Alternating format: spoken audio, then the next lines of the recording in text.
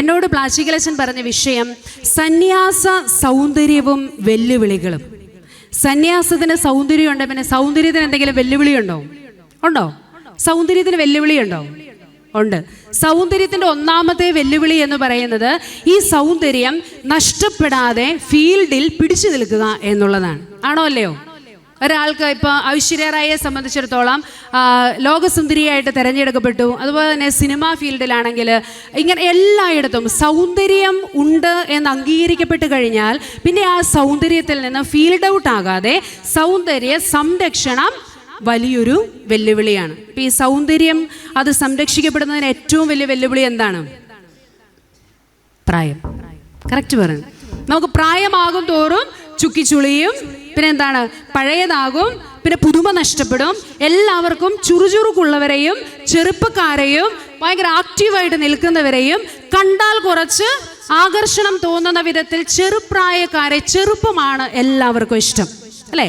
യയാതിയുടെ novel വായിച്ചിട്ടുള്ളവർക്കൊക്കെ അറിയാം, ചെറുപ്പമാകാൻ വേണ്ടി ഒരു മനുഷ്യൻ കാണിച്ചു കൂട്ടുന്ന കാര്യങ്ങളുടെ ഏറ്റവും അങ്ങേയറ്റത്തെ സ്ഥിതി യയാതി എന്ന നോവലിൽ വളരെ കൃത്യമായിട്ട് വിവരിച്ചു വെച്ചിട്ടുണ്ട്.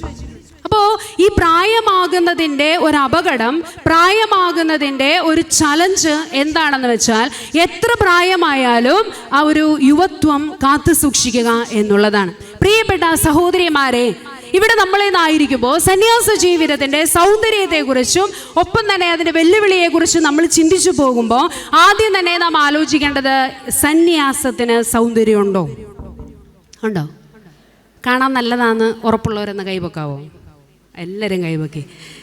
എന്നെ കാണാൻ നല്ലതാണോ എന്ന് വെച്ചാൽ നിങ്ങളെ ഓരോരുത്തരെയും കാണാൻ നല്ലതാണോ എന്നല്ല, നമ്മൾ സന്യാസം, സമർപ്പണ ജീവിതം, അതിന് സൗന്ദര്യമുണ്ട് എന്ന് രണ്ടു കൈകൊണ്ടും ഉറക്കെ പൊക്കി പറയാവുന്നവരെ ഒന്നുകൂടെ കൈവെക്കാവോ? സന്യാസ ജീവിതത്തിന് എന്ത് രസമെന്ന് ഇവിടെ നിന്ന് കാണണം. ദേ ഒരാളിങ്ങനെ കാണിക്കുന്നു, ഭയങ്കര പവർഫുള്ളാണ്. പ്രിയപ്പെട്ട സഹോദരിമാരെ, ഒരുപാട് അഭിമാനത്തോടു കൂടി സന്യാസ ജീവിതത്തിന് സൗന്ദര്യമുണ്ടെന്നും എന്നാൽ ആ സന്യാസ ജീവിതത്തിന് വെല്ലുവിളി ഉണ്ടെന്നും നമ്മൾ അംഗീകരിക്കുമ്പോൾ എന്താണ് സൗന്ദര്യമെന്നും സൗന്ദര്യം ഉണ്ടെന്ന് ഓൾറെഡി നമുക്കറിയാം. അപ്പം പിന്നെ വെല്ലുവിളി എന്താണെന്ന് അറിഞ്ഞാൽ മതി. വെല്ലുവിളി ഉണ്ടെങ്കിലേ ജീവിക്കാനൊരു കണ്ടു, എല്ലാവരും കൂടെ പറഞ്ഞു, ഒരു മർമറിങ് സൗണ്ട് ആയിരുന്നു. വെല്ലുവിളി ഉണ്ടെങ്കിലേ ജീവിക്കാനൊരു സുഖമുള്ളൂ, ത്രില്ലുള്ളൂ.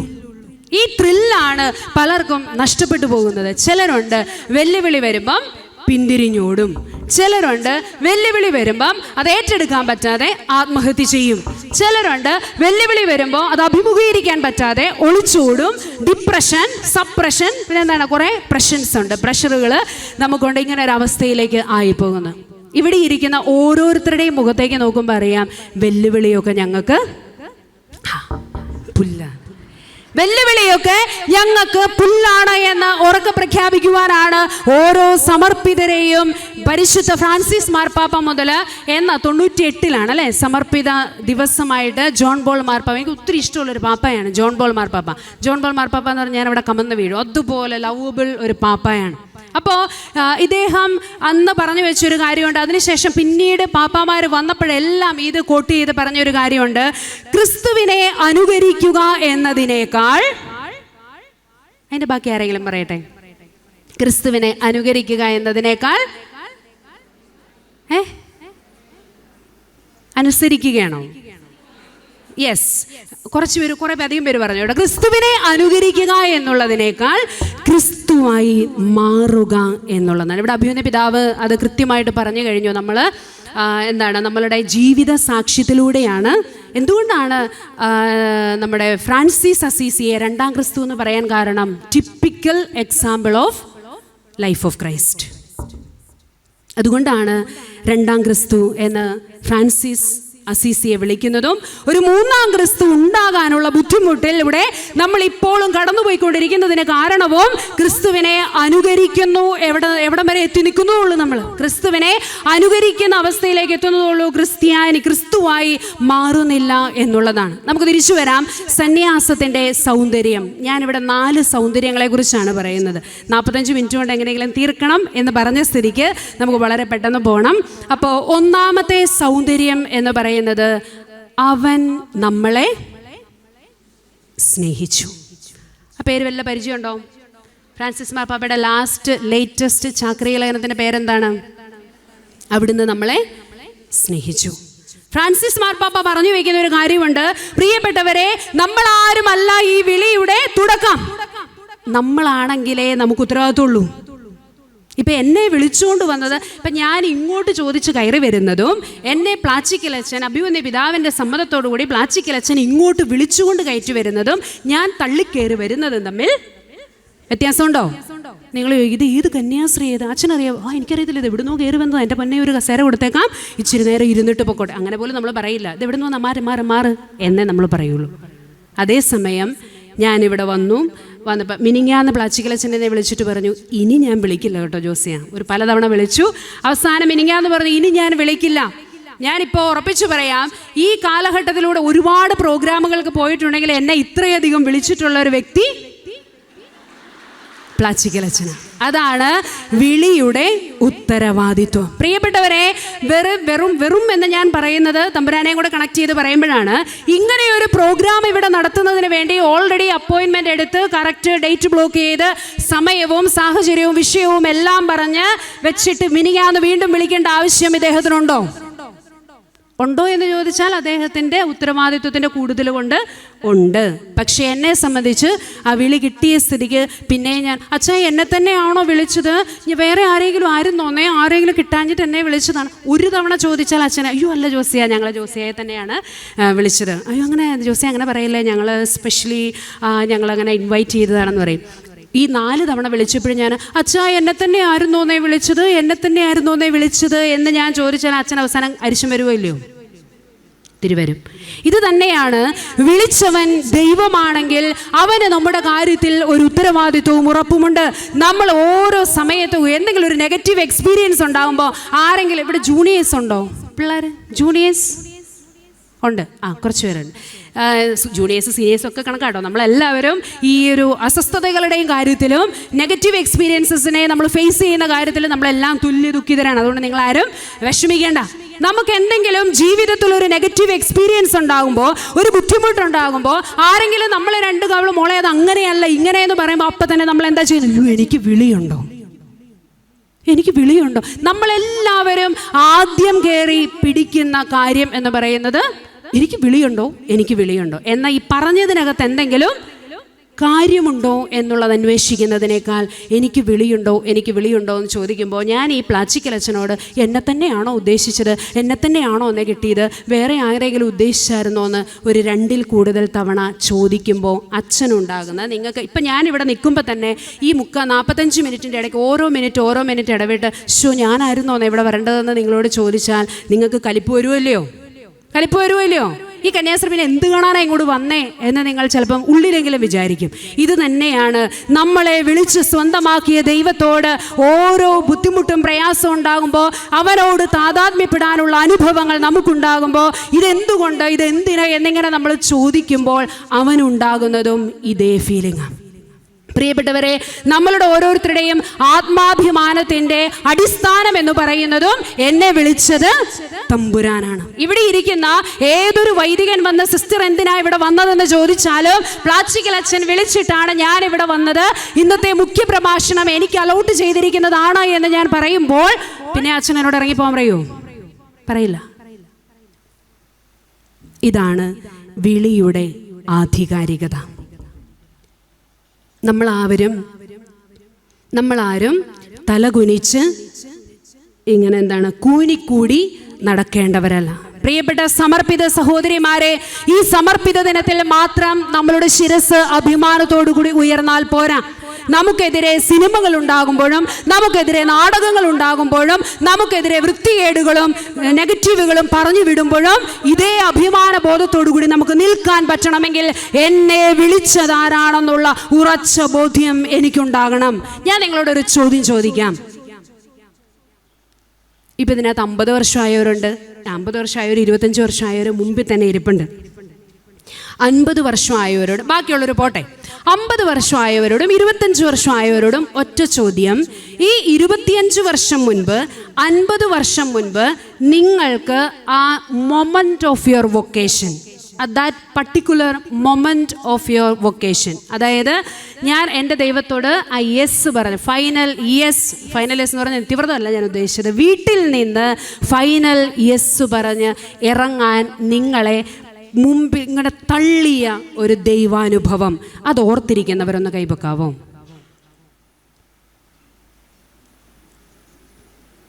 ഓക്കെ, ഈ പൊക്കിയവരുടെ കൈ പൊങ്ങിയിരുന്നോട്ടെ, ബാക്കിയുള്ളവരും കൂടെ. ആ ഒരു മൊമെന്റ് ഓഫ് യുവർ വൊക്കേഷൻ കൃത്യമായിട്ട് ഇന്ന് എന്ന പോലെ പച്ചകടാതെ ഓർമ്മയുള്ള പ്രിയപ്പെട്ട സഹോദരിമാരെ കൈപൊക്കാം. ചുമ്മാ അങ്ങനെ ഇങ്ങനെ പൊക്കരുത്, മുട്ടിന് മുകളിൽ പറ്റുന്നവര് പൊക്കണം. യെസ്, ആലോചിച്ച് വെറുക്കുകയാണെങ്കിലും അവസാനം എല്ലാവരും കൈപൊക്കിയിട്ടുണ്ട്. എന്നാലും സാരമില്ല എൻ്റെ പൊന്നെ, വർഷം 50 ഇറങ്ങിപ്പോന്നിട്ട് ഇതൊക്കെ എവിടെ ഓർക്കാൻ?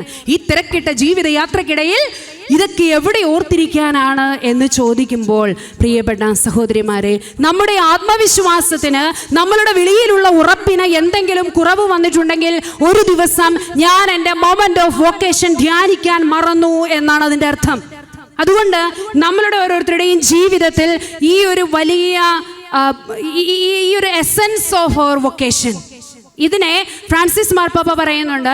ഞാൻ പറയാൻ, ഇതാണ് സൗന്ദര്യം. ഞാൻ പറഞ്ഞു ദൈവം നമ്മളെ വിളിച്ചു എന്നുള്ളതാണ് സൗന്ദര്യമെങ്കിൽ ഇതിനൊരു ചലഞ്ചുണ്ട്. ആ ചലഞ്ചിനെ കുറിച്ചാണ് ഫ്രാൻസിസ് മാർപ്പാപ്പ പറയുന്നത്. എന്താണ്? Spiritual Alzheimer's among religious life is the greatest sin. എന്താണ്? ആത്മീയ മറവിരോഗം. ഞാൻ പറഞ്ഞതല്ല കേട്ടോ, ഫ്രാൻസിസ് മാർപ്പാപ്പ പറഞ്ഞു വയ്ക്കുവാണ്, പ്രിയപ്പെട്ട സമർപ്പിതരെ, നിങ്ങൾക്കിടയിലുള്ള ആത്മീയ മറവിരോഗമാണ് നിങ്ങളുടെ ഇടയിലെ ഏറ്റവും വലിയ തിന്മ. ഇവിടെ ഇരിക്കുന്ന നമുക്ക് ഓരോരുത്തർക്കും നമുക്കൊരു വിചാരമുണ്ടാകണം, എൻ്റെ ദൈവത്താൽ സ്നേഹിക്കപ്പെട്ട് വന്നതാണ് ഞാൻ. അന്ന് ഇറങ്ങിപ്പോകുന്ന ദിവസം എന്നും മരണക്കിടക്കയിലായിരിക്കുമ്പോഴും നമുക്ക് ഓർമ്മയുണ്ടാകണം, എൻ്റെ ദൈവവിളിയെ കുറിച്ച് ഞാൻ എപ്പോൾ മറന്നു പോകുന്നോ ആ നിമിഷം നമ്മുടെ ആത്മവിശ്വാസം കുറയും.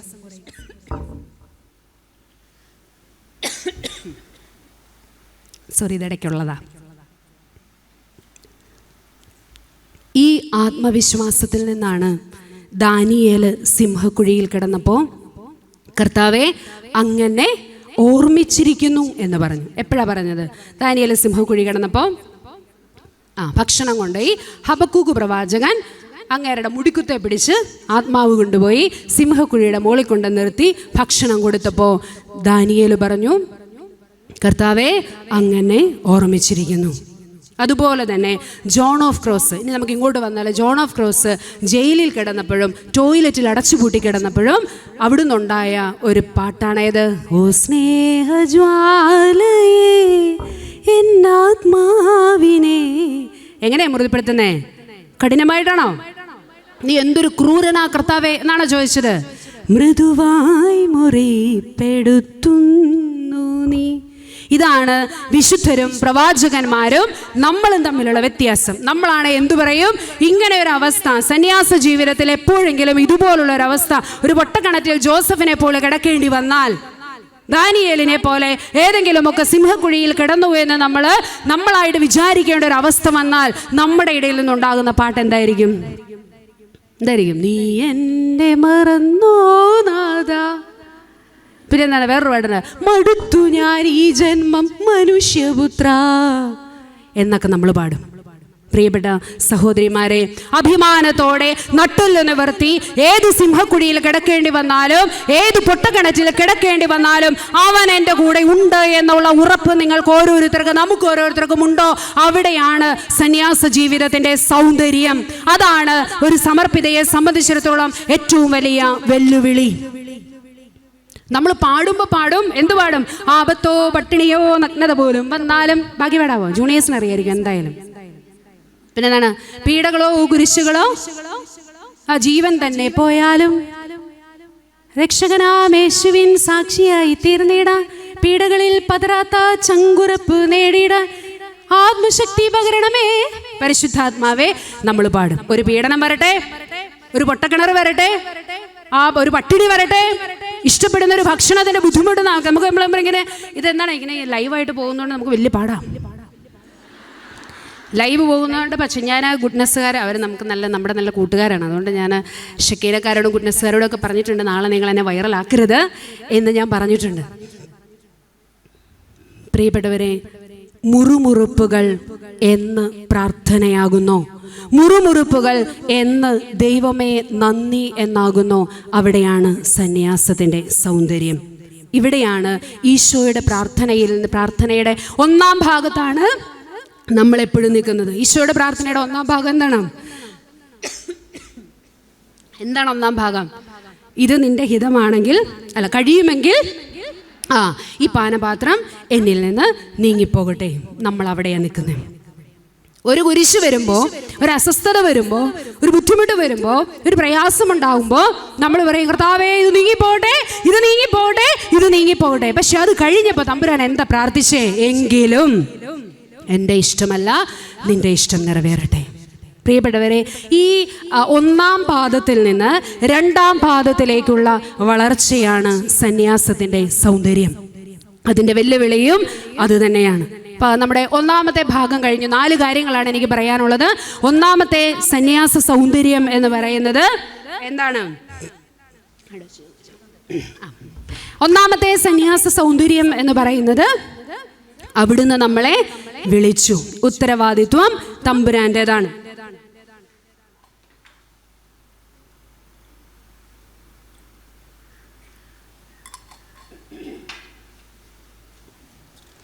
ഇനി രണ്ടാമത്തെ നമ്മളുടെ സന്യാസ സൗന്ദര്യം എന്ന് പറയുന്നത് മറ്റൊന്നുമല്ല.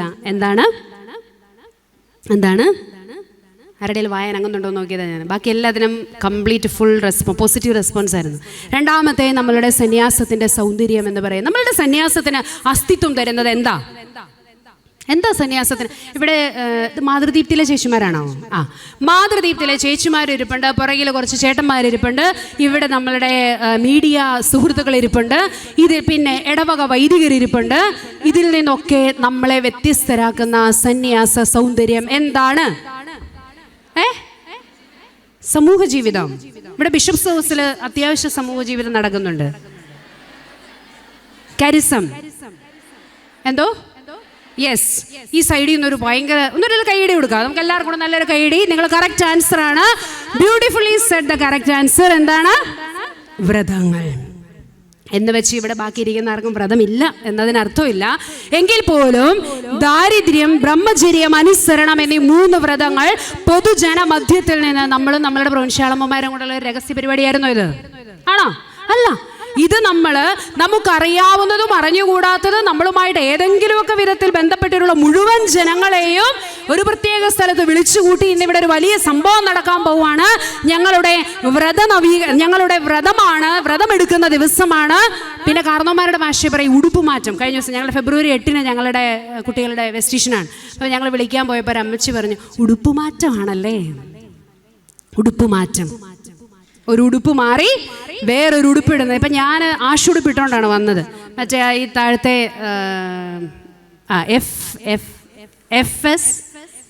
LG FS അവിടുത്തെ മദർ ഇവിടെ ഇരിപ്പുണ്ട്.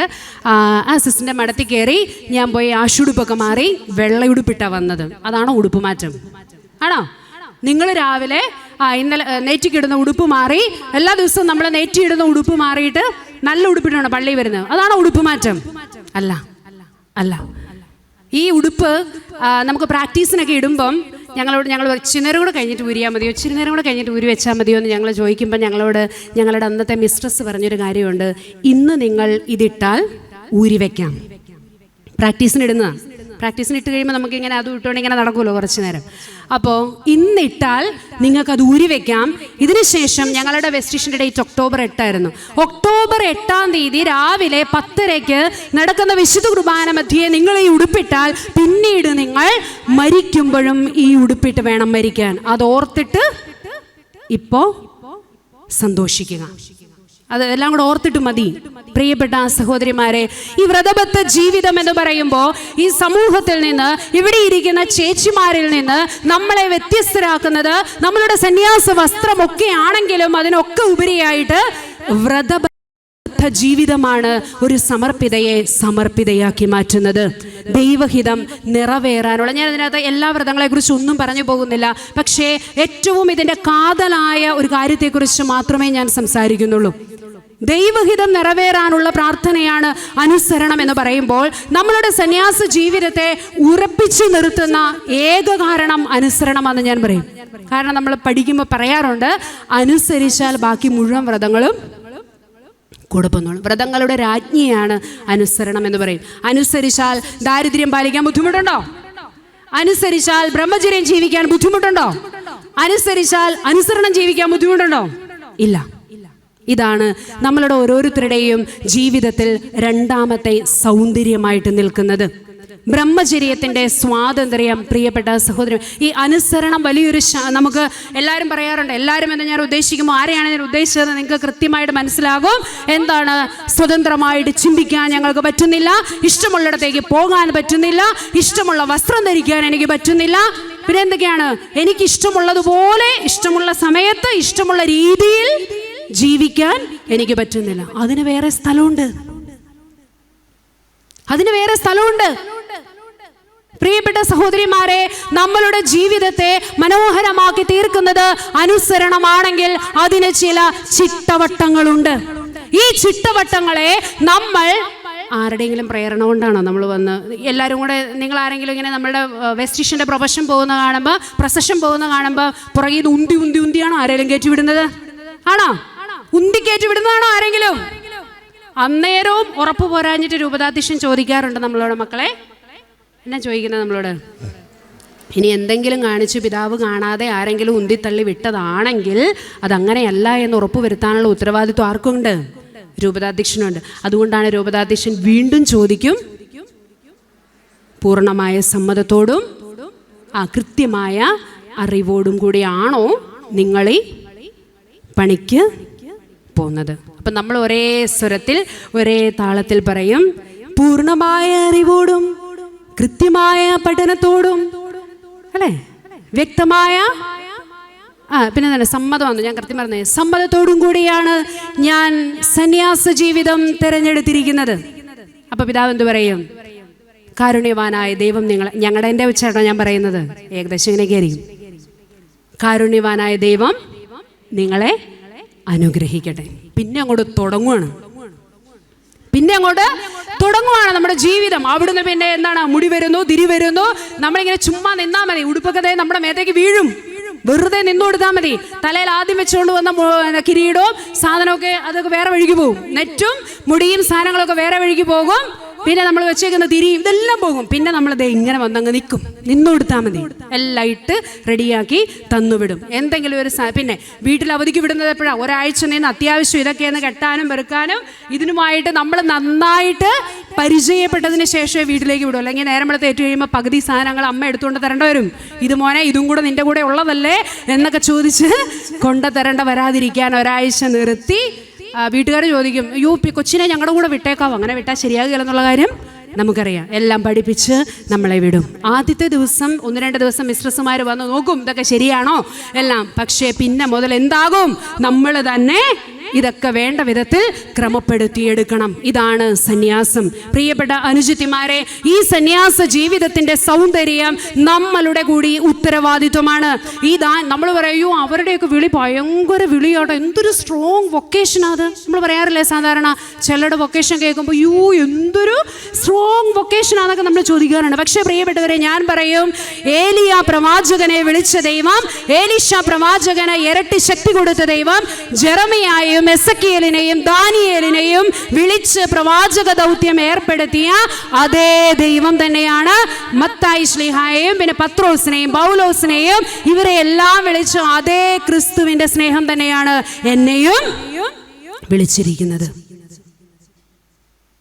അതല്ലാതെ നമ്മളാരും സ്ട്രോങ് വൊക്കേഷനും വീക്ക് വൊക്കേഷനും ഉണ്ടോ? ഇല്ല. നമ്മുടെ ഓരോരുത്തരുടെയും വൊക്കേഷന് ഒരു അനന്യതയുണ്ട്. അത് തിരിച്ചറിയണം. ആ സ്ട്രോങ് വൊക്കേഷനെ വീക്ക് വൊക്കേഷൻ ആക്കുന്നത് ആരാണ്? നമ്മൾ. ജെറമിയ പതുക്കെ ഒന്ന് നോക്കി. കർത്താവേ, ഞാൻ ബാലനാകട്ടോ, എന്നോട് ഇതൊന്നും പറയരുത്. മോശ പതുക്കിയൊന്ന് നോക്കി. ഞാൻ വിക്കനാകട്ടോ, എന്നെ കൊണ്ട് ഇതൊന്നും പറ്റുകയില്ല. ഞാൻ അവിടെ ചെല്ലുന്ന വഴി ആൾക്കാരെ അടിക്കും. നീ ആര് പറഞ്ഞിട്ട് വന്നതാ? കോൺഫിഡൻസ് ഇല്ലാതെ നിൽക്കുമ്പോൾ തമ്പുരാൻ അവസാനം പറഞ്ഞു, എൻ്റെ പൊന്നെ, നിൻ്റെ കൂടെ ഞാൻ അഹറോനെ വിട്ടേക്കാം, പക്ഷേ അഹറോന് നീ ആർക്ക് തുല്യനാവുമെന്നാ പറഞ്ഞത്? ദൈവതുല്യനായിരിക്കും. അഹറോന് നീ ദൈവതുല്യനായിരിക്കും, എനിക്ക് സ്ഥാനപതിയായിട്ട്. ഞാൻ പറയാനുള്ളതെല്ലാം അവനെ പറഞ്ഞേൽപ്പിക്കുക, അത് അവൻ ചെയ്തോളും. ഇങ്ങനെ വരെ പറഞ്ഞ് വിളിച്ചവർക്ക് ശക്തി കൊടുക്കുന്ന ഒരു ദൈവമാണെങ്കിൽ പിന്നെ എന്തിനാണ് നമ്മളിങ്ങനെ സ്ട്രോങ് വൊക്കേഷൻ, വീക്ക് വൊക്കേഷൻ എന്ന് പറഞ്ഞ് നമ്മുടെ വൊക്കേഷന്റെ വില കളയരുത്. വിളിച്ചവന്റെ വില കളയുന്നത് വിളിക്കപ്പെട്ടവരാണ്. നമ്മളുടെ ജീവിതത്തിന്റെ ഉത്തരവാദിത്വ കുറവ് കൊണ്ട്, വിശ്വസ്തത കുറവ് കൊണ്ട്, തോന്നിയപടിയുള്ള നടപ്പ് കൊണ്ട്, വ്രതബദ്ധ ജീവിതത്തോടുള്ള ഒരു വില കൊടുക്കായിക കൊണ്ട് നമ്മൾ തന്നെയാണ് നമ്മളുടെ വൊക്കേഷൻ വില കുറഞ്ഞതാക്കി മാറ്റുന്നത്. അതിനെ പിന്നെ നമ്മൾ മീഡിയയെ കുറ്റം പറഞ്ഞിട്ട് കാര്യമില്ല. തെറ്റിത്തിരിഞ്ഞ് നടക്കുന്നവർ അതും ഇതും വിളിച്ചു പറയുമ്പോൾ എന്തിനാണ് നമ്മുടെ ആത്മവിശ്വാസം കളയുന്നത്? മോഹൻലാലിന്റെ ഒരു പരസ്യമുണ്ട്, ഉയരം കൂടുന്തോറും കറക്റ്റാ, ഉയരം കൂടുന്തോറും ചായക്ക് സ്വാദേറും. കണ്ണൻദേവൻ്റെ ആണെന്ന് തോന്നുന്നു. അതെ, അവളൊരു പറഞ്ഞു കണ്ണൻദേവൻ്റെ ആണെന്ന് പറഞ്ഞു. അതാണ് നമ്മുടെ മീഡിയ ആൾക്കാരുടെ ഒരു ഗുണമാണ്. അതാണ് കണ്ണൻദേവൻ ടീയുടെ പരസ്യത്തിൽ മോഹൻലാൽ പറയുന്നതാണ്, ഉയരം കൂടുന്തോറും ചായയ്ക്ക് സ്വാദ് കൂടും. പ്രിയപ്പെട്ടവരെ, ഞാൻ പറയും, വിമർശനങ്ങൾ കൂടട്ടെ, നമുക്കെതിരെയുള്ള പുസ്തകങ്ങൾ കൂടട്ടെ, നമുക്കെതിരെയുള്ള വൃത്തികേടുകൾ പറഞ്ഞു കൂടട്ടെ, നൈറ്റിധാരികളെന്നും പിന്നെ എന്താണ് പർദ്ദധാരികളെന്നും ഒക്കെ നമ്മളെ വിളിച്ച് ഒന്നിനും കൊള്ളാത്തവര്, പ്രസവിക്കാൻ കൊള്ളാത്തവര്, മാതൃത്വമില്ലാത്തവര്, ഒരു ഗതിയും പരഗതിയും ഇല്ലാതെ തെണ്ടിത്തിരിഞ്ഞ് നടക്കുന്നവരെന്നൊക്കെ നമ്മളെ കുറിച്ച് പറയട്ടെ. അപ്പൊ എന്താകും? സ്വാദ് കൂടും. എന്നെ പ്രതി മനുഷ്യർ നിങ്ങളെ, ഇവനെ പ്രതിയാണോ? ആയിരിക്കണം.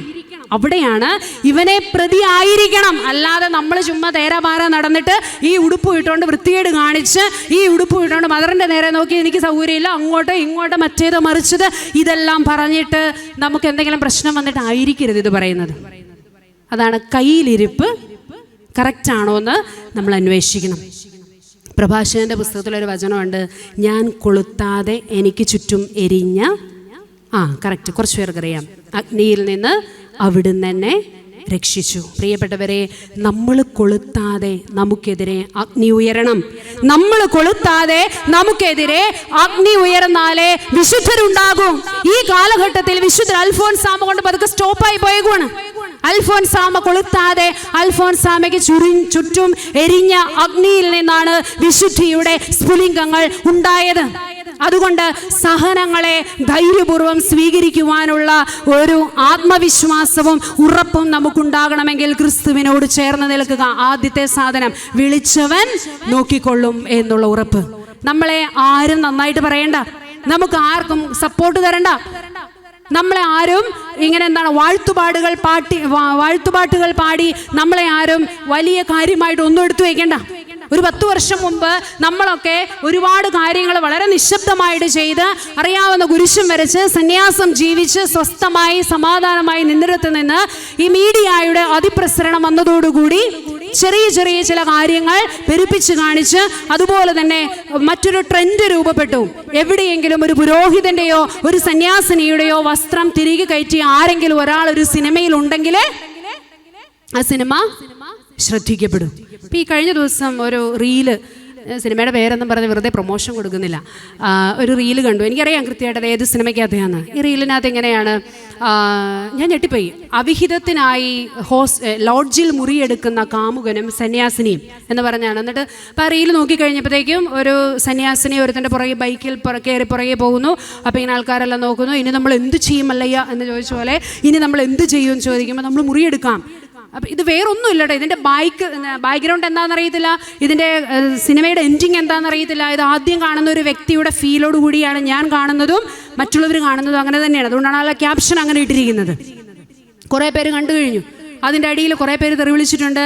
കുറേ പേര് പിന്നെ സന്യാസത്തെക്കുറിച്ച് അവർക്ക് പറയാൻ മുട്ടിയിരുന്നതും കൂടെ അതിൻ്റെ അടിയിൽ കൊണ്ട് ചേർത്ത് വെച്ചിട്ടുണ്ട്. അപ്പോൾ ഇവർ രണ്ടുപേരും കൂടെ ഇങ്ങനെ പോകുന്നു. അവസാനം ഇവളുടെ അപ്പനും അവൻ്റെ അപ്പനും കൂടെ വരുന്നു. നീ നാട്ടുകാരെ നാണം കെടുത്താൻ ഇറങ്ങിയേക്കുവാണോടി എന്ന് ചോദിച്ചുകൊണ്ട് റോഡിലിട്ട് കന്യാസ്ത്രീയെ തല്ലുന്നു, അവനെ തല്ലുന്നു. പിടിക്കാൻ ചെന്നപ്പോഴത്തേക്കും രണ്ടുപേരും കൂടെ പറയുന്നു, ഇവൻ ഇവളെ കെട്ടിച്ചു കൊടുക്കും മനുഷ്യ, അപ്പോഴേ അതിൻ്റെ ഇതെന്നൊക്കെ പറഞ്ഞുകൊണ്ട് അങ്ങനെ തീർന്നു പോകുന്നു. ഇത് കാണുന്ന ഒരു സാധാരണ മനുഷ്യൻ്റെ അവസ്ഥ എന്തായിരിക്കും? ഞാൻ ആദ്യം ഓർത്തേടാ ഇതൊന്ന് എഴുതിയാലോ, ഫേസ്ബുക്കിൽ എഴുതിയാലോ എന്നൊക്കെ ഞാൻ ഓർത്തു. പിന്നെ ഒരെണ്ണം കഴിഞ്ഞിരിക്കുന്നത് കൊണ്ട് ഒരെണ്ണം അങ്ങ് കഴിഞ്ഞ് 2 ദിവസം ആയതുള്ളൂ. അപ്പോൾ അതുകൊണ്ട് ഇനി വേണ്ട എന്ന് ഞാൻ ഓർത്തു. ഞാൻ പിന്നെ ഓർത്ത് എന്തിനാ പ്രതികരിക്കാൻ പോകുന്നത്? ഇതൊക്കെ നമുക്ക് ഊർജ്ജം കൂട്ടണം. പ്രിയപ്പെട്ടവരെ, എത്രമാത്രം നമ്മുടെ അറിവും സമ്മതവും നമ്മുടെ പങ്കാളിത്തവും ഇല്ലാതെ ഒരു സമർപ്പിതയെ സമൂഹ മധ്യത്തിൽ അടച്ചാക്ഷേപിക്കുന്നുണ്ടോ, സമൂഹ മധ്യത്തിൽ നമുക്ക് നിന്ദനമേൽക്കേണ്ടി വരുന്നുണ്ടോ, അത്രയധികം നമ്മളുടെ ഓരോരുത്തരുടെയും ജീവിതം വിശുദ്ധീകരിക്കപ്പെടും എന്നുള്ളതിൽ യാതൊരു സംശയവുമില്ല. അതുകൊണ്ട് അനുസരണത്തിൻ്റെ സുഖം എന്താണെന്ന്, സ്വാതന്ത്ര്യം എന്താണെന്ന് നമ്മൾ അനുഭവിക്കണം.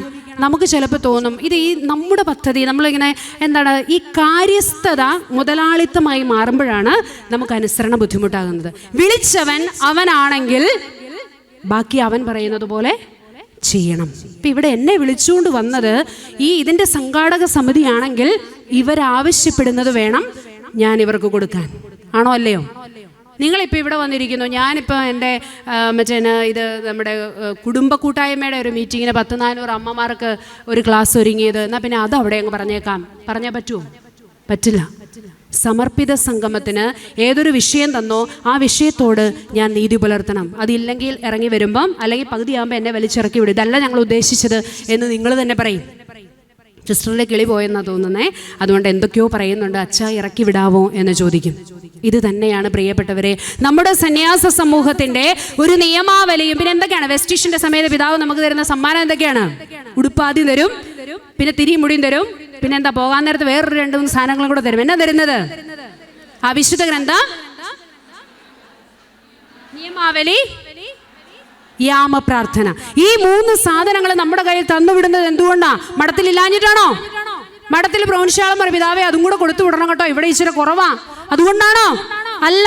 ഈ വ്രതജീവിതം എന്ന് ഞാൻ ആരംഭിക്കുന്നുവോ അന്നു മുതൽ വിശുദ്ധ ഗ്രന്ഥം അനുസരിക്കാനും എൻ്റെ സന്യാസ സമൂഹത്തിൻ്റെ നിയമാവലി അനുസരിക്കാനും എൻ്റെ ഈ സമൂഹ ജീവിതത്തെ, സന്യാസ ജീവിതത്തെ അതിൻ്റെ ഒരു ക്രമവും ഗുണവും നൽകുന്ന യാമപ്രാർത്ഥനകൾ ചൊല്ലുവാനും ഞാൻ അതിനാൽ തന്നെ കടപ്പെട്ടവളാണ്. നമുക്ക് അങ്ങനെ ഒരു ചിന്തയുണ്ടോ? ഒരു ദിവസം യാമപ്രാർത്ഥന മുടക്കിയാൽ അതൊരു കടമാകുമെന്ന് നമുക്കൊരു ചിന്തയുണ്ടോ? ഉണ്ടോ? ഉണ്ടാകണം. മുമ്പിലിരിക്കുന്നവർക്കൊക്കെ ഉണ്ട് കേട്ടോ. ഈ സൈഡിൽ നമ്മുടെ ജൂനിയേഴ്സ്, ഞങ്ങളുടെയൊക്കെ ഗ്രൂപ്പ് ഈ 40-നും 50-നും ഇടയ്ക്കുള്ളവരെ കൊണ്ട് വലിയ ശല്യം എന്നാണ് സാധാരണ പ്രൊവിൻഷ്യാളമ്മമാർ പറയാതെ. ഞാൻ 40 ആയതുകൊണ്ട് ഞാൻ അങ്ങനെ പറയുന്നില്ല. നമുക്ക് ശല്യം ഉണ്ടാക്കാതെ നിൽക്കണം. ഈ 40-നും 50-നും ഇടയ്ക്കുള്ളവരെന്ന് കൈപൊക്കാവോ? ഞാൻ സഹിതം 40-നും 50-നും ഇടയ്ക്കുള്ളവർ. പ്രിയപ്പെട്ട സഹോദരിമാരെ, ഞാൻ പറയാം, സന്യാസ സമൂഹത്തെ ജീവനുള്ളതാക്കി സൂക്ഷിക്കേണ്ടത് ആരാണ്? ഇച്ചിരി പുളിക്കും. ഇവിടെ ഇരിക്കുന്ന 70-കാരും 60-കാരും പറയും അത് ഞങ്ങളാ. അപ്പം ഇവിടെ ഇരിക്കുന്ന കൊച്ചുങ്ങൾ പറയും, പള്ളിയിൽ പോയി പറഞ്ഞാൽ മതി, അത് ഞങ്ങളാ. ഞാൻ പറയും, ഈ 40, 50, 60-ന് ഇടയിലുള്ള സഹോദരിമാരെ നോക്കിയാണ്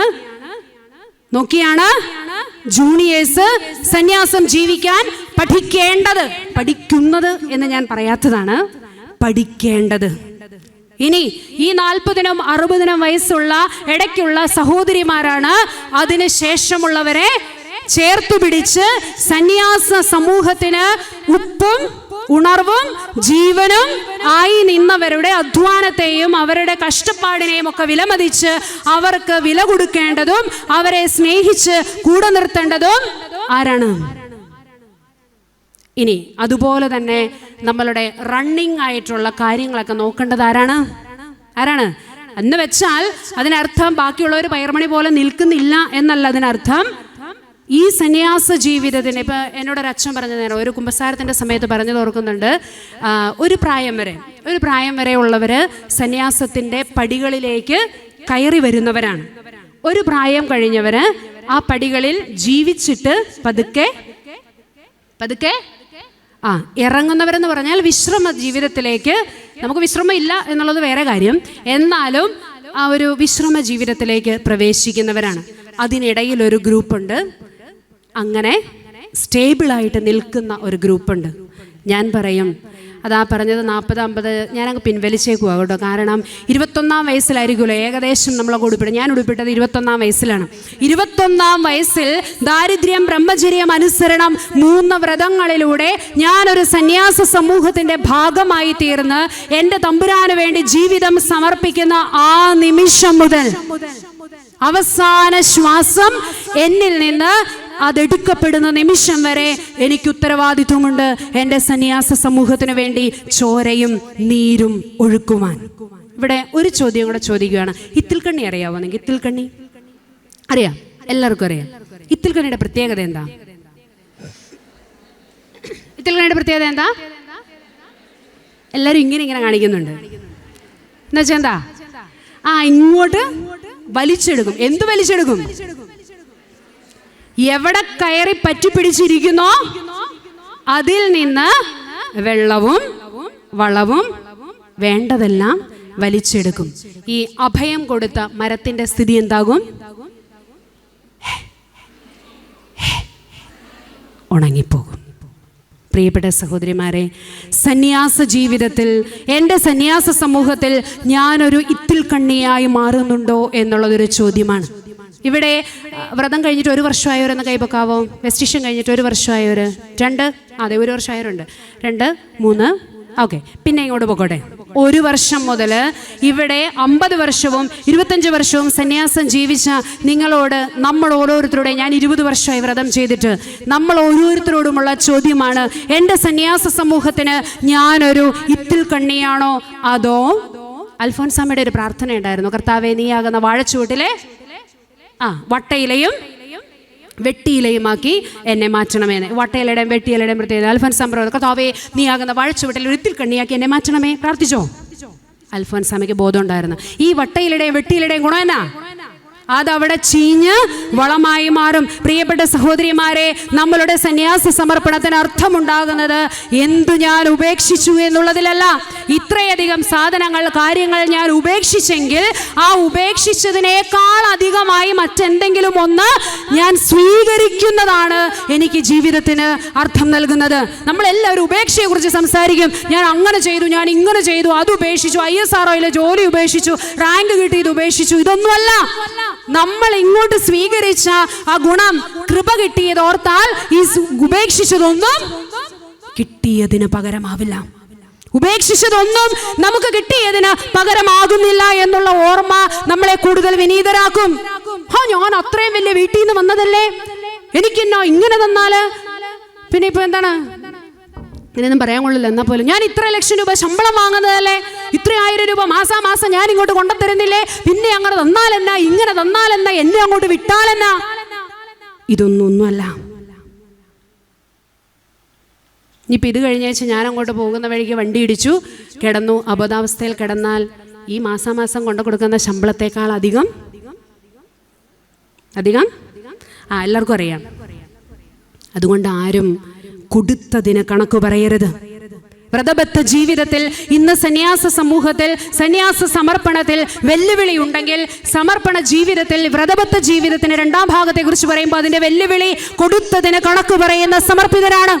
കൊടുത്തതിന് കണക്ക് എന്ന് പറയുന്നു, അന്നു മുതൽ കിട്ടുന്നതിന്റെ വില നമുക്ക് ബോധമില്ലാതാകും. വിലയെക്കുറിച്ച് പ്രിയപ്പെട്ടവരെ, ദൈവം എന്നോട് ക്ഷമിക്കുന്നതോർത്താൽ, ദൈവം എനിക്ക് വീണ്ടും വീണ്ടും അനുഗ്രഹങ്ങൾ തരുന്നതോർത്താൽ നമുക്കിതൊന്നും പോരാ എന്ന് വരും. വയലിൽ വലിയ നിധി കണ്ടെത്തിയവൻ തനിക്കുള്ളതെല്ലാം ഉപേക്ഷിച്ച് വയലിലെ ആ നിധി സ്വന്തമാക്കുന്നു. പിന്നെ അവൻ ഉപേക്ഷിച്ചതിന്റെ പിന്നാലെ പോവോ? പക്ഷെ നമ്മൾ ചെയ്യുന്നത് ഈ ഒരു 10 വർഷം കഴിഞ്ഞാലും 20 വർഷം കഴിഞ്ഞാലും നമ്മൾ ഇങ്ങനെ ഈജിപ്തിൽ ഇട്ടിട്ട് പോകുന്ന ഇറച്ചിച്ചട്ടികളുടെ പിന്നാലെയാണ്. എന്തെങ്കിലും ഒരു പ്രശ്നം ഉണ്ടാകും, നമ്മളിങ്ങനെ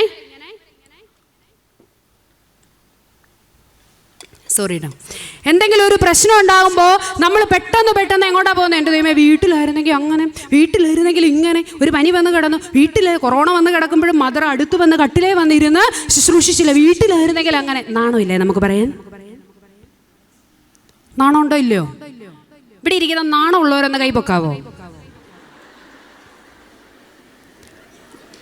എല്ലാവർക്കും നാണമുണ്ട്, നമ്മുടെ ചേച്ചിമാർക്കും നാണമുണ്ട്. അതുകൊണ്ട് ഇന്നു മുതൽ എൻ്റെ വീട്ടിലായിരുന്നപ്പോൾ മനുഷ്യ നിങ്ങളുടെ കൂടെ കൂടിയേ പിന്നെയാണ് എൻ്റെ ഈ ദുരിതം എന്ന് ഇനി പറയരുത്. ഇത് തന്നെയാണ് സമർപ്പിതര് പറയുന്നതും. തമ്പുരാനെ പറഞ്ഞു, കുറച്ചുപേര് പറയും തമ്പുരാനെ നിന്റെ കൂടെ കൂടിയത് കൊണ്ടാണ് എനിക്ക് ദുരിതമെന്ന് നാണമുള്ള ആരും പറയരുത്. നമുക്ക് ഉപേക്ഷിച്ചതിനെ കുറിച്ചുള്ള ബോധമാണ് നമുക്ക് കിട്ടിയതിനെ കുറിച്ചുള്ള ബോധത്തെക്കാളും കൂടുതലായിട്ട് നമുക്ക് നിൽക്കുന്നത്. എന്നെങ്കിലും മറിയത്തിൻ്റെ സ്തോത്രഗീതം പോലെ ഒരു സ്തോത്രഗീതം എഴുതി ഉണ്ടാക്കിയിട്ടുള്ളവരെന്ന കൈപൊക്കിക്കുകയും ഇതെന്ത് കൃതിയാണിത്? കൊള്ളാം. പിതാവ് ഇടുക്കി രൂപതയിലെ എല്ലാ സമർപ്പിതർക്കും നല്ലൊരു അഭിനന്ദനം. കാരണം ഈ സ്തോത്രഗീതം, മറിയത്തിൻ്റെ സ്തോത്രഗീതം പോലെ, മറിയ എപ്പോഴാണ് സ്തോത്രഗീതം ആലപിച്ചത്? അതിനെക്കുറിച്ച് പറഞ്ഞ വലിയ തമാശ. നമുക്ക് പിന്നെ ഒരു വെൽ എസ്റ്റാബ്ലിഷ്ഡ് ആയിട്ടുള്ള ഒരു സന്യാസ സമൂഹത്തിലേക്കാണ് നമ്മൾ കടന്നു വന്നിട്ട് സ്തോത്രഗീതം വലിയ കുഴപ്പമൊന്നുമില്ല. പക്ഷെ മറിയം മുമ്പോട്ട് നോക്കിയപ്പോൾ മൊത്തം അനിശ്ചിതത്വത്തിൻ്റെ നടുവിൽ നിന്നിട്ടാണ് അവൾ എൻ്റെ ആത്മാവ് കർത്താവിനെ മഹത്വപ്പെടുത്തുന്നു, എൻ്റെ ചിത്തം എൻ്റെ രക്ഷകനായ ദൈവത്തിൽ ആനന്ദിക്കുന്നു, അവിടുന്ന് തൻ്റെ ദാസിയുടെ താഴ്മയെ കടാശിച്ചു, ഇതാ ഇപ്പോൾ മുതൽ സകല തലമുറകളും എന്നെ ഭാഗ്യവതി എന്ന് വിളിക്കും. പ്രിയപ്പെട്ടവരെ, എല്ലാ തലമുറകളും ഭാഗ്യവതികൾ എന്ന് വിളിക്കപ്പെടാനുള്ള ഒരു ജീവിതമാണ് നമ്മൾ സമർപ്പിതരുടേത്. ഇവിടെയാണ് നമ്മളുടെ ഒരു പിറുപിറുപ്പ്. ഞാനോ വന്നു, എൻ്റെ കൊക്കിന് ജീവനുണ്ടെങ്കിൽ ഇനി ഒരെണ്ണത്തിന്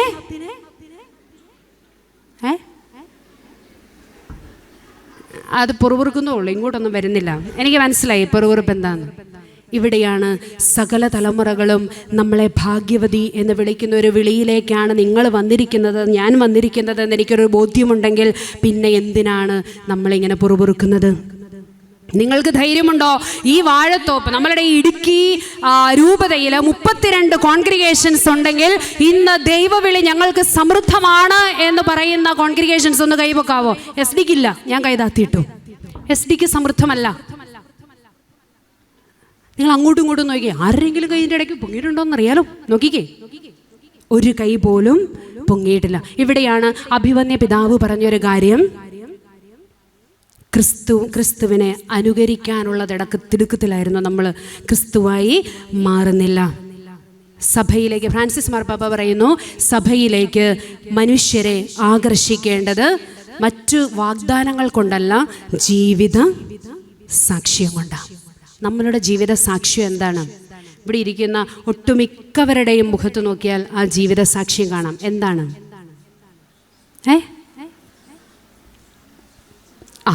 സന്തോഷം. സമർപ്പിതരുള്ളിടത്ത് കുറ്റം പറച്ചിലുണ്ട്, ആണോ? സമർപ്പിതരുള്ളിടത്ത് പരദൂഷണമുണ്ട്, സമർപ്പിതരുള്ളിടത്ത് അതൃപ്തിയുണ്ട്. ഞാൻ പറഞ്ഞപ്പോഴെല്ലാം നിങ്ങൾ ആനന്ദം ആനന്ദം ആനന്ദം എന്നാണ് പറഞ്ഞത്. കാര്യം മനസ്സിലായി? പ്രിയപ്പെട്ട സഹോദരിമാരെ, ഇത് തിരുത്തി പറയിപ്പിക്കാൻ ഇന്ന് നമ്മൾ ആർക്കും ഇട കൊടുക്കാതിരിക്കട്ടെ. അപ്പോൾ ഈ ബ്രഹ്മചര്യ വ്രതത്തെക്കുറിച്ചും കൂടെ എനിക്കൊന്ന് പറയേണ്ട ഒരു ആവശ്യമുണ്ട്.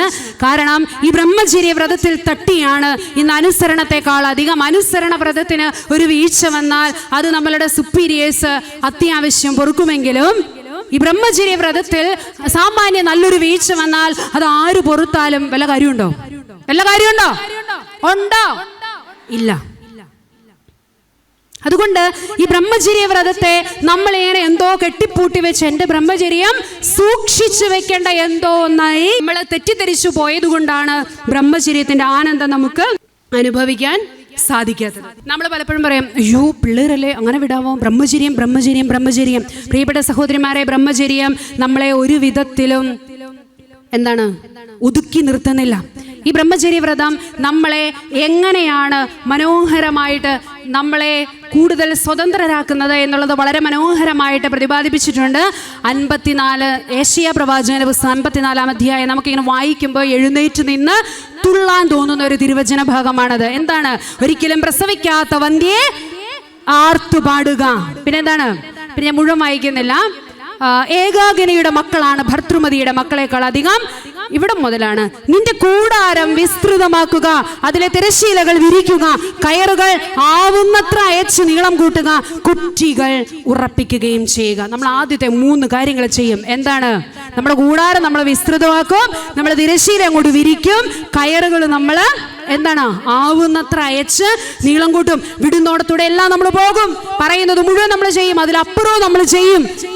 ഉള്ള സമയത്തേക്കാൾ അധികം നമ്മൾ ജോലി ചെയ്യും. ദൈവരാജ്യത്തെ കുറിച്ചുള്ള തീഷ്ണത കൊണ്ട് ഏലിയാ പ്രവാചകൻ പറഞ്ഞ പോലെ എന്താണ്? ഞാനിവിടെ തീഷ്ണത കൊണ്ട് ജ്വലിച്ച് കത്തി ചാമ്പലാകും നമ്മള്. പക്ഷേ ഒരു പ്രശ്നം പറ്റും. കുറെ അങ്ങ് ഓടിക്കഴിയുമ്പം പതുക്കെ തട്ടി നിന്നു പോകാനുള്ള ഏക കാരണം അവസാനത്തെ സെന്റൻസ് എന്താണ്? കുറ്റികൾ ഉറപ്പിക്കണം. ബ്രഹ്മചര്യ വ്രതത്തിൽ ഒരു സന്യാസിനിക്ക്, അതിവിടെ ഇരിക്കുന്ന ആർക്കുമാകട്ടെ, കുടുംബജീവിതത്തിൽ ദാമ്പത്യ വിശ്വസ്തത നഷ്ടപ്പെട്ടു പോകുന്നത്, നമ്മളുടെ സന്യാസ ജീവിതത്തിൽ നമുക്ക് ബ്രഹ്മചര്യ വ്രതത്തിന്റെ കല്ലിൽ തട്ടി നാം വീണു പോകുന്നതിന് ഏക കാരണം കുറ്റി ഉറപ്പിക്കേണ്ടിടത്ത് ഉറപ്പിക്കാതെ തിരശ്ശീല അങ്ങോട്ട് വലിച്ചു വലുതാക്കും. പ്രിയപ്പെട്ടവരെ, സക്രാരി എന്ന് പറയുന്ന കുറ്റിയിൽ ഉറപ്പിക്കാത്ത ഒരു സന്യാസ ജീവിതവും മുമ്പോട്ട് പോവില്ല. കുറച്ചോടി കഴിഞ്ഞിട്ട് കുറച്ച് കഴിയുമ്പോൾ നമുക്ക് തോന്നും, ഇത് എന്തിനാ ഓടുന്നേ? ഈ പട്ടികൾ ഓടിയൊരു കഥയുണ്ട്. ഒരു പട്ടി ഇരയെ കണ്ടിട്ട് ഓടി, മറ്റേ പട്ടി പുറകെ വന്ന പട്ടി ആദ്യത്തെ പട്ടി ഓടുന്നത് കണ്ട് ഇരയെ കണ്ടില്ല, പട്ടിയെ കണ്ടോടി. മൂന്നാമത്തെ പട്ടിയും രണ്ടാമത്തെ പട്ടി ഓടുന്നത് കണ്ടിട്ട് ഓടി. ഇങ്ങനെ കുറെ പട്ടികളുടെ കൂട്ടയോട്ടമായപ്പോൾ അവസാനം ഓടിയ പട്ടികൾ ചോദിച്ചു, എടാ ഇത് എന്തിനാ ഓടുന്നേ? അറിയില്ല, മുമ്പേ കുറേ പേര് പോകുന്നുണ്ട്. അപ്പൊ മുമ്പേ പോകുന്നവരോട് ചോദിച്ചു, എടാ ഇത് എന്തിനാ ഓടുന്നേ? അറിയില്ല, എനിക്ക് മുമ്പേ ആരും ഓടുന്നുണ്ട്, ഓടുവാ, കതച്ചോടുക. അവസാനം ഇവർ നോക്കിയപ്പോൾ ആരുടെ കയ്യിൽ നിന്ന് ഉത്തരവില്ലാതായപ്പോൾ അവർ തിരിഞ്ഞു നിന്നു. പക്ഷേ ഇരയെ കണ്ട ഒരു പട്ടി അവസാനം വരെ ഓടി ഇരയെ പിടിച്ചു. പ്രിയപ്പെട്ടവരെ, ബ്രഹ്മചര്യത്തിന്റെ മനോഹാരിത, നമ്മൾ എവിടെ വേണമെങ്കിലും പൊക്കോ, ആരുടെ കൂടെ വേണമെങ്കിലും നടന്നോ, ഏത് പാതിരാത്രിക്കും എവിടെ വേണമെങ്കിലും സഞ്ചരിച്ചോ, എനിക്ക് ബോധമുണ്ടാകണം ഞാനൊരു സമർപ്പിതയാണെന്ന്. അവർക്ക് ബോധമില്ലാതിരിക്കുകയും എനിക്ക് ബോധമുണ്ടാവുകയും ചെയ്താൽ അതിനകത്ത് പ്രയോജനമുണ്ട്. അതേസമയം ഇന്ന് നേരെ തിരിച്ചാണ് സംഭവിക്കുന്നത്. മറ്റുള്ളവർക്ക് ബോധമുണ്ട്, കന്യാസ്ത്രീക്ക് ബോധമില്ല. സിസ്റ്ററെ വൈകുന്നേരം പ്രാർത്ഥനയില്ല, അത് കുഴപ്പമില്ല, ഇങ്ങോട്ട് പോകണ്ട, അത് കുഴപ്പമില്ല, രാത്രിയിൽ ഒറ്റയ്ക്കുള്ള, അത് കുഴപ്പമില്ല, നമുക്കൊന്നും കുഴപ്പമില്ല. അവസാനം കുഴപ്പമാകുമ്പോൾ ജഗദീഷ് ചോദിക്കും, കുഴപ്പമായോന്ന്. അപ്പൊ നമ്മൾ അങ്ങോട്ട് ചോദിക്കും, കുഴപ്പമായി എന്നാ തോന്നുന്നേ. പ്രിയപ്പെട്ട സഹോദരിമാരെ, ബ്രഹ്മചര്യത്തിൻ്റെ സ്വാതന്ത്ര്യം, മാതൃത്വത്തിൻ്റെ പുഷ്പിക്കൽ നടക്കണം. ഇവിടെ ഇരിക്കുന്ന എത്ര പേർക്ക് എനിക്ക് ഏകാകിനിയുടെ മക്കളാണ് ഭർത്തൃമതി? ചേച്ചിക്ക് എത്ര പിള്ളേരുണ്ട് ചേച്ചി? 3. ചേച്ചിക്കോ? 2, 3, 5, 4. ഇത്രയും ചേച്ചിമാർക്കും കൂടി ഇത്രയും മക്കളുണ്ട്. ഇവിടെ ഇരിക്കുന്ന നിങ്ങളോട് എത്ര മക്കളുണ്ടെന്ന് ചോദിച്ചാൽ, അയ്യോ ഞാൻ ബ്രഹ്മചര്യ വ്രതം എടുത്തതാണ് പറയൂ നിങ്ങൾ. നമ്മൾ അങ്ങനെ പറയാൻ പാടില്ല. ഏകാകിനിയുടെ മക്കളായിരിക്കണം, ഭർത്തൃമതിയുടെ മക്കളെക്കാൾ അധികം ഞങ്ങളോട് അസൂയ തോന്നരുത് പ്ലീസ്. ഏകാകിനിയുടെ മക്കളായിരിക്കണം, ഭർത്തൃമതിയുടെ മക്കളെക്കാൾ അധികം.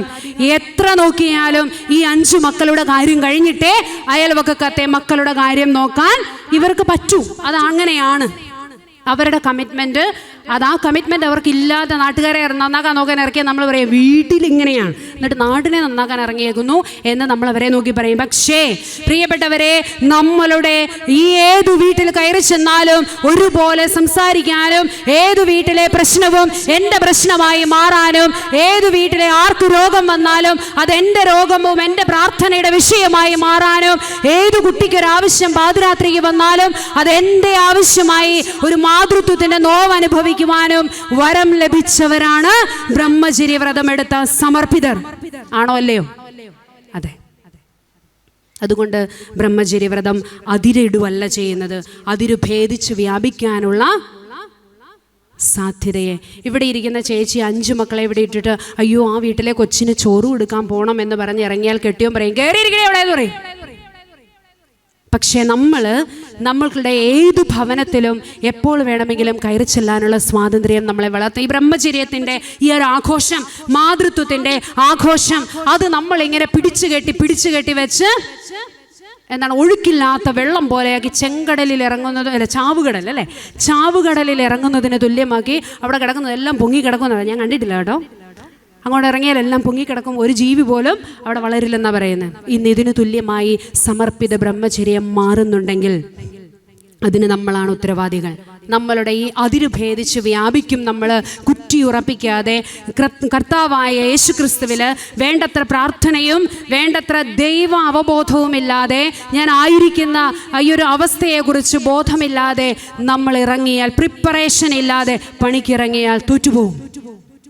അതുതന്നെയാണ് ഈ വ്രതബദ്ധ ജീവിതത്തിൻ്റെയും ഏറ്റവും വലിയ ഒരു വെല്ലുവിളി എന്ന് പറയുന്നത്. ഇവിടെ ഇരിക്കുന്നവരിൽ ആർക്കൊക്കെ സ്വന്തം സന്യാസ സമൂഹത്തിൻ്റെ വ്രതവാചകം കാണാതെ ചൊല്ലാൻ ഇപ്പോൾ പറഞ്ഞാൽ ചൊല്ലും?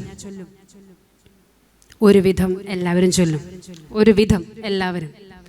ഞാൻ എപ്പോഴും നോക്കുന്നത് അത് ചോദിച്ച് തീരുന്നതിന് മുമ്പ് കൈ പൊക്കുന്നവരെയാണ് ഞാൻ ആദ്യം സ്പോട്ട് ചെയ്യുന്നത്. കാരണം നമുക്കിങ്ങനെ തിങ്ങി നിറഞ്ഞു നിൽക്കുന്നത്. എന്നാലും സാരമില്ല, കൈക്ക് വേദനയുള്ളവർ എൻ്റെ പൊന്നശ്രേ പതുക്കെ പൊങ്ങിപ്പോയുള്ളൂ, അതുകൊണ്ട് എനിക്ക് വ്രതം ചെല്ലാൻ അറിയത്തില്ലെന്ന് പറയരുത്.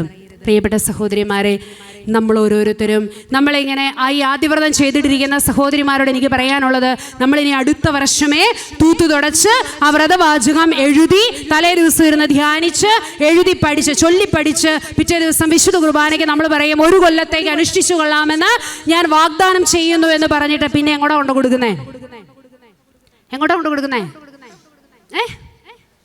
പിതാവിൻ്റെ കയ്യിലോ?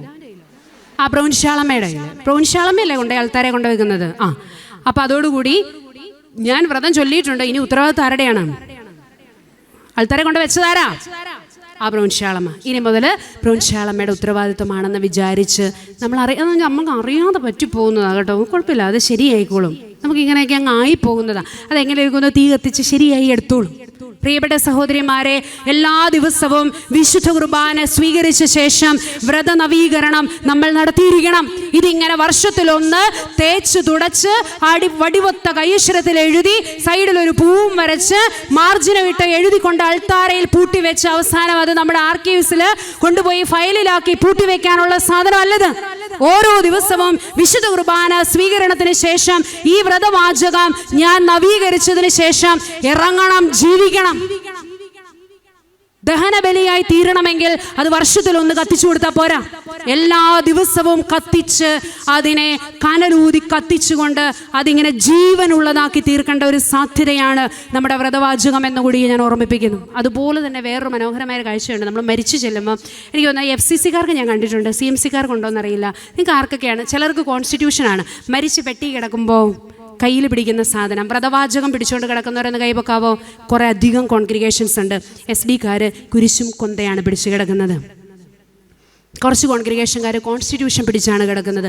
ഞാനിത് ആദ്യമായിട്ട് കാണുന്നത് മൂവാറ്റുപുഴ പഠിച്ചുകൊണ്ടിരുന്നപ്പോൾ അവിടെ FCCക്കാരുടെ പ്രൊവിൻഷ്യൽ ഹൗസിൽ ഒരടക്ക് കൂടാൻ പോയി. അപ്പം ഞെട്ടിപ്പോയി, സത്യം പറഞ്ഞാൽ ഞെട്ടിപ്പോയി. വ്രതവാചകം പിടിച്ചാണ് കിടക്കുന്നത്.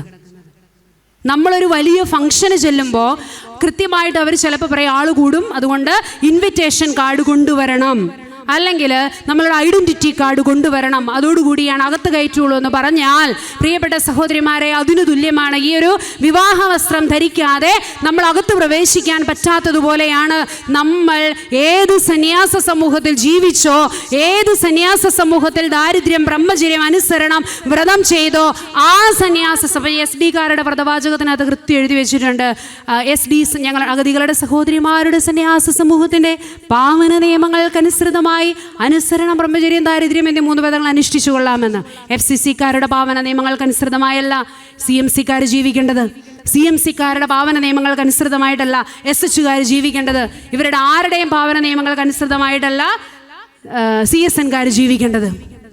അവനവൻ്റെ സന്യാസ സമൂഹം ഈ ദാരിദ്ര്യവും ബ്രഹ്മചര്യവും അനുസരണവും എപ്രകാരം ജീവിക്കണമെന്ന് എഴുതി വെച്ചിട്ടുണ്ടോ അപ്രകാരമാണ് നമ്മൾ ജീവിക്കുന്നത്. നമ്മളുടെയൊക്കെ ഒരു പ്രലോഭനമാണ് ഈ കരിസം ട്രാൻസ്പ്ലാന്റേഷൻ. അയ്യോ, CMCക്കാർ അങ്ങനെ ചെയ്യുന്നുണ്ടെന്നേ, നമുക്കും അതങ്ങ് ചെയ്താലോ? FCCക്കാരുടെ അടുത്ത് പോയപ്പോൾ ഇങ്ങനെ കണ്ടു, നമുക്കത് ചെയ്താലോ? എൻ്റെ പൊന്നു സഹോദരിമാരെ, നമ്മളുടെ സന്യാസ സമൂഹത്തിൽ നമ്മളുടെ സ്ഥാപക മാതാക്കളോ പിതാക്കളോ ധ്യാനിച്ച്, അങ്ങനെയാണെങ്കിൽ നമ്മളെ എല്ലാവരെയും കൂടെ ഒരിടത്ത് കൊണ്ടിട്ടാൽ മതിയായിരുന്നു. അങ്ങനെയാണെങ്കിൽ നമ്മുടെ ഓരോരുത്തരുടെയും സന്യാസ സമൂഹത്തിന് ഓരോ സ്ഥാപക പിതാവോ മാതാവോ ആവശ്യമായിരുന്നില്ല. ഓരോരുത്തരെ കൊണ്ടും യുണീക്ക് റെസ്പോൺസിബിലിറ്റീസ് അല്ലെങ്കിൽ സ്പെഷ്യൽ കോൾ നമുക്കുള്ളത് കൊണ്ടാണ് 32 സന്യാസ സമൂഹം ഇടുക്കി രൂപതയിൽ ഇങ്ങനെ നിവർന്ന നട്ടലോടുകൂടി നിൽക്കുന്നത്. അതുകൊണ്ട് ആർക്കും ആരുടെ കരുസം കണ്ടിട്ടും അസൂയ വേണ്ട, അസ്വസ്ഥത വേണ്ട, ബുദ്ധിമുട്ടോ പ്രയാസമോ വേണ്ട, ഞങ്ങൾ അവരുടെ മുമ്പിലോ ബിംബിലമാണെന്ന് വേണ്ട. എൻ്റെ സന്യാസ സമൂഹത്തിൻ്റെ നിയമാവലിക്കനുസൃതമായ കരുസം ഞാൻ ജീവിക്കുന്നുണ്ടോ? അത് മാത്രം നോക്കിയാൽ മതി. അതുകൊണ്ട് ഞാൻ വ്രതം അവസാനിപ്പിക്കുവാണ്. മൂന്നാമതൊരു കാര്യം കൂടി പറഞ്ഞോട്ടെ അച്ഛാ, ഒറ്റ കാര്യം കൂടി. ഒന്നല്ല രണ്ടുണ്ടായിരുന്നു, രണ്ടും കൂടെ ഒന്നിക്കാവോ എന്ന് ഞാൻ നോക്കാം. ഓക്കെ, മടുത്തോ നിങ്ങൾ? വിശക്കുന്നുണ്ടോ? ഇല്ലേ? പിന്നെ ഇവിടെ വെച്ചേക്കുന്ന ഭക്ഷണമല്ല എന്ത് ചെയ്യും? പ്രശ്നമാവും. അതുകൊണ്ട് ഞാൻ വളരെ പെട്ടെന്ന് തീർത്തോളാം. അതാണ് മൂന്നാമത്തെ സന്യാസത്തിൻ്റെ സൗന്ദര്യം എന്ന് പറയുന്നത്, പേഴ്സണൽ റിലേഷൻഷിപ്പ് വിത്ത് ഗോഡ്. അതില്ലാതെ ഒരു സമർപ്പിതയ്ക്കും അധികകാലം മുമ്പോട്ട് പോകാനാവില്ല. ഈ ഇൻടോക്സിക്കേഷൻ വിത്ത് ക്രൈസ്റ്റ്, ഇൻടോക്സിക്കേറ്റഡ് നമ്മൾ പറയില്ല, എന്താണ് ബീയിങ് ക്യാപ്ചേർഡ് ബൈ ക്രൈസ്റ്റ് എന്ന് പറയുന്ന ഒരു എക്സ്പീരിയൻസ് ഇല്ലാതെ ഒരു സന്യാസിനിക്കും അധികകാലം മുമ്പോട്ട് പോകാനാവില്ല. അതുകൊണ്ടാണ് ഇപ്പം ഞങ്ങളെ ധ്യാനിപ്പിക്കാമെന്ന് വെച്ചാൽ നിങ്ങളിത് ക്യാപ്ഷൻ ആക്കരുത്, കേൾക്കുന്നത് കൃത്യമായിട്ട് കേൾക്കണം. കഴിവ് ഏറിയവരുടെ, അത് ഒറ്റവാക്കിൽ പറഞ്ഞ പ്രശ്നമാകും. അതുകൊണ്ടാണ് നിങ്ങൾ ചിലപ്പോൾ ഇവർ ക്യാപ്ഷൻ ഇട്ട് പോകും. ഞാൻ ഇവരോട് നേരത്തെ പറഞ്ഞിട്ടുണ്ട് ക്യാപ്ഷൻസ് ശ്രദ്ധിച്ചിടണം എന്ന്. ഇങ്ങനെയാണ് ഒരച്ഛൻ ധ്യാനിപ്പിക്കാൻ വന്നപ്പോൾ പറഞ്ഞതാണ്, കഴിവ് ഏറിയവരുടെ ഒരു കൂട്ടമാണ് ഇന്ന് സമർപ്പിതർ, കൃപയേറിയവർ കുറവാണ്. തെറ്റില്ലല്ലോ അല്ലേ? തെറ്റില്ല. തിരിയേണ്ടതുപോലെ ഞാൻ ഉദ്ദേശിച്ച അർത്ഥത്തിൽ തന്നെയാണല്ലോ തിരിഞ്ഞത്. പ്രിയപ്പെട്ടവരെ, കഴിവ് ഏറിപ്പോയതിൻ്റെ അസ്വസ്ഥതകളും കഴിവ് ഏറിപ്പോയതിൻ്റെ മാത്സര്യങ്ങളും കഴിവ് കുറഞ്ഞുപോയതിൻ്റെ നിസ്സഹായതയും കഴിവ് കുറഞ്ഞുപോയതിൻ്റെ ആത്മവിശ്വാസ കുറവും കൊണ്ട് ഇന്നിങ്ങനെ നമ്മളിങ്ങനെ മെൻ്റൽ ഹെൽത്തിന് വേണ്ടിയിട്ടുള്ള കോഴ്സുകൾ, പിന്നെ സിസ്റ്റേഴ്സിൻ്റെ ആത്മവിശ്വാസം വർദ്ധിപ്പിക്കാൻ വേണ്ടിയിട്ടുള്ള കോഴ്സുകൾ, സിസ്റ്റേഴ്സിൻ്റെ പിന്നെന്താണ് നിങ്ങൾ കൂട്ടിച്ചേർത്തേ നമുക്ക് മോട്ടിവേഷണൽ പ്രോഗ്രാം, ഭൂമിയുടെ ഉപ്പും ലോകത്തിൻ്റെ പ്രകാശവുമായി തീരാനായിട്ടാണ് ഞാൻ വിളിക്കപ്പെട്ടിരിക്കുന്നത് എന്ന് ഞാൻ മോട്ടിവേറ്റഡ് ആയിട്ടാണ് ഞാൻ സന്യാസം സ്വീകരിച്ചത് എന്നാണ് വെപ്പ്. അങ്ങനെയാണെങ്കിൽ അതിനേക്കാൾ വലിയൊരു മോട്ടിവേഷൻ നമുക്ക് പിന്നെ എന്തിനാണ്? ഈ മോട്ടിവേഷനാണ് ഓരോ ദിവസവും കത്തിച്ച് അത് കനലാക്കി തന്നെ നിലനിർത്തണമെന്ന് നമ്മളുടെ സന്യാസ സമൂഹവും അധികാരികൾ, മക്കളെ നമ്മൾ ഉണർവും ജീവനും ഉള്ളവരാകണം എന്ന് നമ്മളോട് പറയുന്നത്. ഈ വിളിയുടെ ആ ഓർമ്മ നഷ്ടപ്പെടാതിരിക്കുക, അതിനോളം വലിയ മോട്ടിവേഷൻ മറ്റൊന്നുമില്ല. അതുകൊണ്ട് ആരെങ്കിലും ഇവിടെ ആത്മവിശ്വാസ കുറവ് കൊണ്ടിരിക്കുന്നുണ്ടെങ്കിൽ, പ്രിയപ്പെട്ട സഹോദരിമാരെ, കഴിവ് ഏറിയവരെ സന്യാസത്തിന് ആവശ്യമില്ല, കൃപയുള്ളവരെ മതി. കഴിവേറിയവർക്ക് പ്രഗത്ഭരാകാൻ ഒരുപാട് അവസരങ്ങൾ പുറത്തുണ്ട്. നമ്മളുടെ കഴിവുകളെയും നന്മകളെയും നമ്മളുടെ വിശാലമായ സാധ്യതകളെയും ഒക്കെ ദാരിദ്ര്യം, ബ്രഹ്മചര്യം, അനുസരണം, ഈ 3 വ്രതത്തിന് കീഴിൽ എൻ്റെ സന്യാസ സമൂഹത്തിൻ്റെ നിയമാവലി അനുശാസിക്കും വിധം അണക്കെട്ട് കെട്ടി നമ്മളിങ്ങനെ വലിയൊരു കാര്യത്തിന് വേണ്ടിയിട്ട് സംരക്ഷിച്ച് സൂക്ഷിച്ചു വെച്ചിരിക്കുകയാണ്. അതിൽ നിന്ന് ദൈവം ആവശ്യപ്പെടുന്ന സമയത്ത് നമ്മൾ എടുത്തുപയോഗിക്കും. അതുകൊണ്ടാണ് ഈ ഒരു കഴിവ് ഏറിയവരെക്കാൾ അധികം കൃപ ഏറിയവരാണ് സന്യാസ ജീവിതത്തിൽ ഫലം ചൂടുകയുള്ളൂ. അവരുടെ മറ്റുള്ളവരുടെ ജീവിതത്തിലേക്ക് എന്തെങ്കിലും ഒരു ഇമ്പാക്റ്റ് ഉണ്ടാക്കാൻ, ഇൻസ്പയർ ചെയ്യാൻ പറ്റുന്നുണ്ടെങ്കിൽ അവരെ പോലെയുള്ളവരുടെ ഇതുകൊണ്ടാണ് പറ്റുള്ളൂ. ഇനി ഈ പേഴ്സണൽ റിലേഷൻഷിപ്പ് വിത്ത് ഗോഡ് പറയുമ്പോൾ ഒറ്റക്കാര്യം, ഞാൻ ഈ ബൈബിൾ തൊടുപുഴയിൽ നിന്ന് ചുമന്നുകൊണ്ട് വന്നതാണ്. ഇവിടുന്ന് വരുന്ന ഒരു ബൈബിൾ ചോദിക്കാമെന്നുണ്ടായിരുന്നെങ്കിൽ എനിക്കതിന് നമ്മുടെ ബൈബിളിനോട് നമുക്കൊരു അട്രാക്ഷൻ ഉണ്ടല്ലോ, ഒരു ഇൻറ്റിമേഷൻ ഉണ്ട്. അതുകൊണ്ട് ഞാൻ അവിടുന്ന് കഷ്ടപ്പെട്ട് ചുമന്നുകൊണ്ട് വന്നതാണ്. അപ്പോൾ അതുകൊണ്ട് ന്യായാധിപന്മാരുടെ പുസ്തകത്തിൽ നമ്മുടെ ഇതുണ്ടല്ലോ, അവിടുന്ന് നമ്മെ സ്നേഹിച്ചു എന്ന് പറയുന്ന പുസ്തകത്തിൽ വളരെ മനോഹരമായിട്ട് പറഞ്ഞിരിക്കുന്ന ഫ്രാൻസിസ് മാർപ്പാപ്പ വെറുതെ പറഞ്ഞു പോയൊരു സെൻറ്റൻസാണ്. എനിക്കത് കയറി കൊളുത്തി. അതുകൊണ്ട് ഞാൻ ഈ ബൈബിളും കൊണ്ട് വന്നതാണ്. ഈ പേഴ്സണൽ റിലേഷൻഷിപ്പ് വിത്ത് ഗോഡ് പറയുമ്പോൾ നമുക്ക് ഉണ്ടാകേണ്ടതും ഇല്ലാതെ പോകുന്നതുമായൊരു കാര്യം, നിങ്ങൾക്ക് സാംസനെയും ദലീലയെയും അറിയാവോ? സഞ്ജു സാംസൺ അല്ല, സാംസനും ദലീലയും അറിയാലോ. അവിടെ എന്നാ സംഭവിച്ചത്? സാംസനും ദലീലയും വളരെ അവരിങ്ങനെ വളരെ സന്തോഷമായിട്ട് കഴിഞ്ഞു പോകുമായിരുന്നു. അപ്പോൾ ദലീലയെ വിളിച്ചിട്ട് അവർ ചോദിച്ചു, എന്താണ് പറഞ്ഞത്? സാംസനെ, ഫിലിസ്തീനയുടെ നേതാക്കന്മാർ ദലീലയെ വിളിച്ചിട്ട് പറഞ്ഞു, സാംസനെ നീ വശീകരിക്കണം, അവൻ്റെ ശക്തി എവിടെയെന്ന്, എവിടെ സ്ഥിതി ചെയ്യുന്നുവെന്നും അവനെ എങ്ങനെ കീഴടക്കി ബന്ധിക്കാമെന്നും മനസ്സിലാക്കണം. അതിനുശേഷം ബാക്കി ഞാൻ സമയക്കുറവുകൊണ്ട് പറയുന്നില്ല. 3 തവണ ഇവൻ നുണ പറഞ്ഞു. ഇവളിങ്ങനെ പറഞ്ഞു വന്നപ്പോൾ ആ കയറുകൊണ്ട് ബന്ധിച്ചാൽ, ഈ ചണം കൊണ്ട് ബന്ധിച്ചാൽ, മറ്റേത് ചെയ്താലും മറിച്ച് ചെയ്താലും എന്നൊക്കെ പറയുന്ന അവസാനം പാളിപ്പോയി. ഇവളിതെല്ലാം പറഞ്ഞിട്ടും ഞാൻ എപ്പോഴും ആലോചിക്കുന്ന ഒരു കാര്യമുണ്ട്. ഇവളിങ്ങനെ മടിയിൽ കിടത്തുമ്പോഴും ഞാൻ ഇത് പറഞ്ഞു കൊടുത്തപ്പോൾ എന്നെ ആക്രമിക്കാൻ വീട്ടിനകത്ത് ആളെ പതിയിരുത്തിയിട്ട് പറഞ്ഞു കൊടുത്ത സൂത്രം അതേപടി ചെയ്ത് എന്നെ കീഴ്പ്പെടുത്താൻ ഇവൾ ശ്രമിച്ചല്ലോ എന്നുപോലും ചിന്തിക്കാൻ ഈ സാംസണ് എന്തുകൊണ്ട് കഴിഞ്ഞില്ല? അത് ഒരു പക്ഷേ ഇങ്ങനെ അടയൻ ചക്രം പോലെ ഭയങ്കര സ്നേഹം കൊണ്ട് അങ്ങ് വീർപ്പുമുട്ടി ഇരുന്നത് കൊണ്ടായിരിക്കാം. ചിലപ്പോൾ പറയില്ലേ, പ്രേമത്തിന് കൊണ്ടോ കൃത്യം പറയാനറിയാം, പ്രേമത്തിന് കണ്ണും മൂക്കും ഇല്ല. പ്രിയപ്പെട്ട സമർപ്പിതരെ, നമ്മൾ ഓരോരുത്തരും ചിലപ്പോൾ ഇതുപോലെ നമ്മൾ ഇങ്ങനെ ഇത്രയും അങ്ങോട്ട് പോയാൽ മതി, കുഴപ്പമില്ല, ഇതും കൂടെ ആകാം, ഇങ്ങനെ വന്നാൽ കുഴപ്പമില്ല, ഇത്രയും ചെയ്തിട്ട് കുഴപ്പമൊന്നും ഇല്ലല്ലോ, ഞാൻ പിടിച്ചില്ലല്ലോ, എന്നെ പിടിച്ചില്ലല്ലോ, ഞാൻ വൈറലായില്ലല്ലോ, സമൂഹമാധ്യമത്തിൽ അങ്ങനെ വന്നില്ലല്ലോ, ഇങ്ങനെ വന്നില്ലല്ലോ, അപ്പം പിന്നെ ഇത് ഇങ്ങനെ അങ്ങ് പൊക്കോളും എന്ന് വിചാരിച്ച് ഒരുപാട് നമ്മൾ കണ്ണടയ്ക്കുന്നുണ്ട്. നമ്മളുടെ ബന്ധങ്ങൾ, നമ്മളുടെ ഫോൺ വിളികൾ, നമ്മളുടെ മറ്റ് റിലേഷൻസ് ദൈവത്തെ പരീക്ഷിക്കുന്നതിന് ഒരതിരുണ്ട്. ഒരു പരിധിവരെ തമ്പുരാൻ ഇങ്ങനെ കയറ്റി കൊണ്ടുപോകും. അവസാനം 4-ാം തവണ ഇവൾ കബളിപ്പിക്കപ്പെട്ടു എന്ന് മനസ്സിലായപ്പോൾ ഇവള് സാംസനോട് ചോദിച്ചൊരു ചോദ്യമുണ്ട്. ആ ചോദ്യമാണ് ഫ്രാൻസിസ് മാർപ്പാപ്പ എടുത്തു വച്ചേക്കുന്നത്. അവൾ അവനോട് ചോദിച്ചു, നിന്റെ ഹൃദയം എന്നോട് കൂടെയല്ലെങ്കിൽ എന്നെ സ്നേഹിക്കുന്നുവെന്ന് നിനക്കെങ്ങനെ പറയാൻ കഴിയും? പ്രിയപ്പെട്ട സഹോദരിമാരെ, ഇന്ന് ഈശോ നമ്മളോട് വേദനയോടെ ചോദിക്കുന്നുണ്ട്, ഇത്രയൊക്കെ ഞാൻ നീ ചെയ്ത അബദ്ധങ്ങളിൽ നിന്നും, നീ കാണിച്ചു കൂട്ടിയ വൃത്തികേടുകളിൽ നിന്നും, നീ കടന്നുപോയ അനുസരണക്കേടിൽ നിന്നും, നിനക്കുണ്ടായിരുന്ന ഈ തെറ്റായ ചിന്തകളിൽ നിന്നും ഒക്കെ നിന്നെ ഞാൻ രക്ഷപ്പെടുത്തി ഇവിടെ കൊണ്ടുവന്നിട്ടും വീണ്ടും നീ ഇങ്ങനെ പോവാണോ? വീണ്ടും നീ എന്നെ കബളിപ്പിക്കുവാണോ? നിന്റെ ഹൃദയം എന്നോടുകൂടി അല്ലെങ്കിൽ പിന്നെ നീ എന്നെ സ്നേഹിക്കുന്നുവെന്ന് നിനക്ക് എങ്ങനെ പറയാൻ പറ്റും? അധരം കൊണ്ട് ഈ ജനം എന്നെ സ്നേഹിക്കുന്നു, എന്നാൽ ഹൃദയം വളരെ അകലെയാണെന്ന്. പ്രിയപ്പെട്ട ഈ സമർപ്പിത ദിനത്തിൽ വൈകുന്നേരം ചെന്ന് സ്വസ്ഥമായി വിശേഷമൊക്കെ പറഞ്ഞ് ആർപ്പും ആരവും ഒക്കെ കഴിഞ്ഞിട്ട് അവസാനം ഇരുന്ന് ചോദിക്കേണ്ട ഒരു ചോദ്യമാണിത്. എൻ്റെ ഹൃദയം എൻ്റെ തമ്പുരാൻ്റെ കൂടെയാണോ? എൻ്റെ ഹൃദയം തമ്പുരാൻ്റെ കൂടെ ഇല്ലാതെയാണോ ഞാനിങ്ങനെ വേഷം കെട്ടി രാവിലെ ഇറങ്ങുന്നത്? എൻ്റെ ഹൃദയം എൻ്റെ തമ്പുരാൻ്റെ കൂടെ ഇല്ലാതെയാണോ ഞാനിങ്ങനെ സമർപ്പിത എന്നുള്ള ആനുകൂല്യങ്ങളെല്ലാം സ്വീകരിച്ച് ഇങ്ങനെ എൻ്റെ സന്യാസ സമൂഹത്തിൽ ഇത്തിൽ കണ്ണിയായിട്ട് അവിടുന്ന് കിട്ടുന്നതെല്ലാം ഇങ്ങോട്ട് പോരട്ടെ? എൻ്റെ സന്യാസ സമൂഹത്തിന് വേണ്ടി ഒരു ചെറുവിരലനക്കാൻ എനിക്ക് 20 വർഷം കൊണ്ട് പറ്റിയോ ഇല്ലയോ എന്നുള്ളത് ഞാൻ ആലോചിക്കണം. ഇപ്പോഴും എന്തെങ്കിലും ഒരു പ്രശ്നം പറ്റിയാൽ അപ്പ ഫോൺ എടുത്ത് വീട്ടിലേക്കാണോ വിളി? എൻ്റെ സന്യാസ സമൂഹത്തെ അമ്മയ്ക്ക് തുല്യം സ്നേഹിക്കാൻ എനിക്ക് പറ്റുന്നുണ്ടോ? അങ്ങനെയാണെങ്കിൽ ഇവിടെ ഇരിക്കുന്ന 32 സന്യാസ സമൂഹങ്ങളിൽ ഒന്നുപോലും കൈപൊക്കിയില്ല, പിള്ളേർ കുറയുന്നു. ദൈവം ഒരിക്കലും ഒന്നിനും കുറവ് വരുത്തില്ല.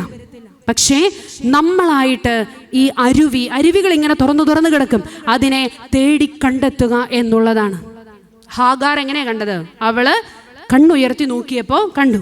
അബ്രാഹാം മുൾച്ചെടി ഉടക്കി കിടക്കുന്ന ബലിമൃഗ ആട്ടിൻകുട്ടി എങ്ങനെ കണ്ടത്? കണ്ണുയർത്തി നോക്കിയപ്പോൾ. പ്രിയപ്പെട്ട സഹോദരിമാരെ, കണ്ണുയർത്തി നോക്കണം. ഞാൻ നിർത്തിക്കോളാം, കുഴപ്പമില്ല.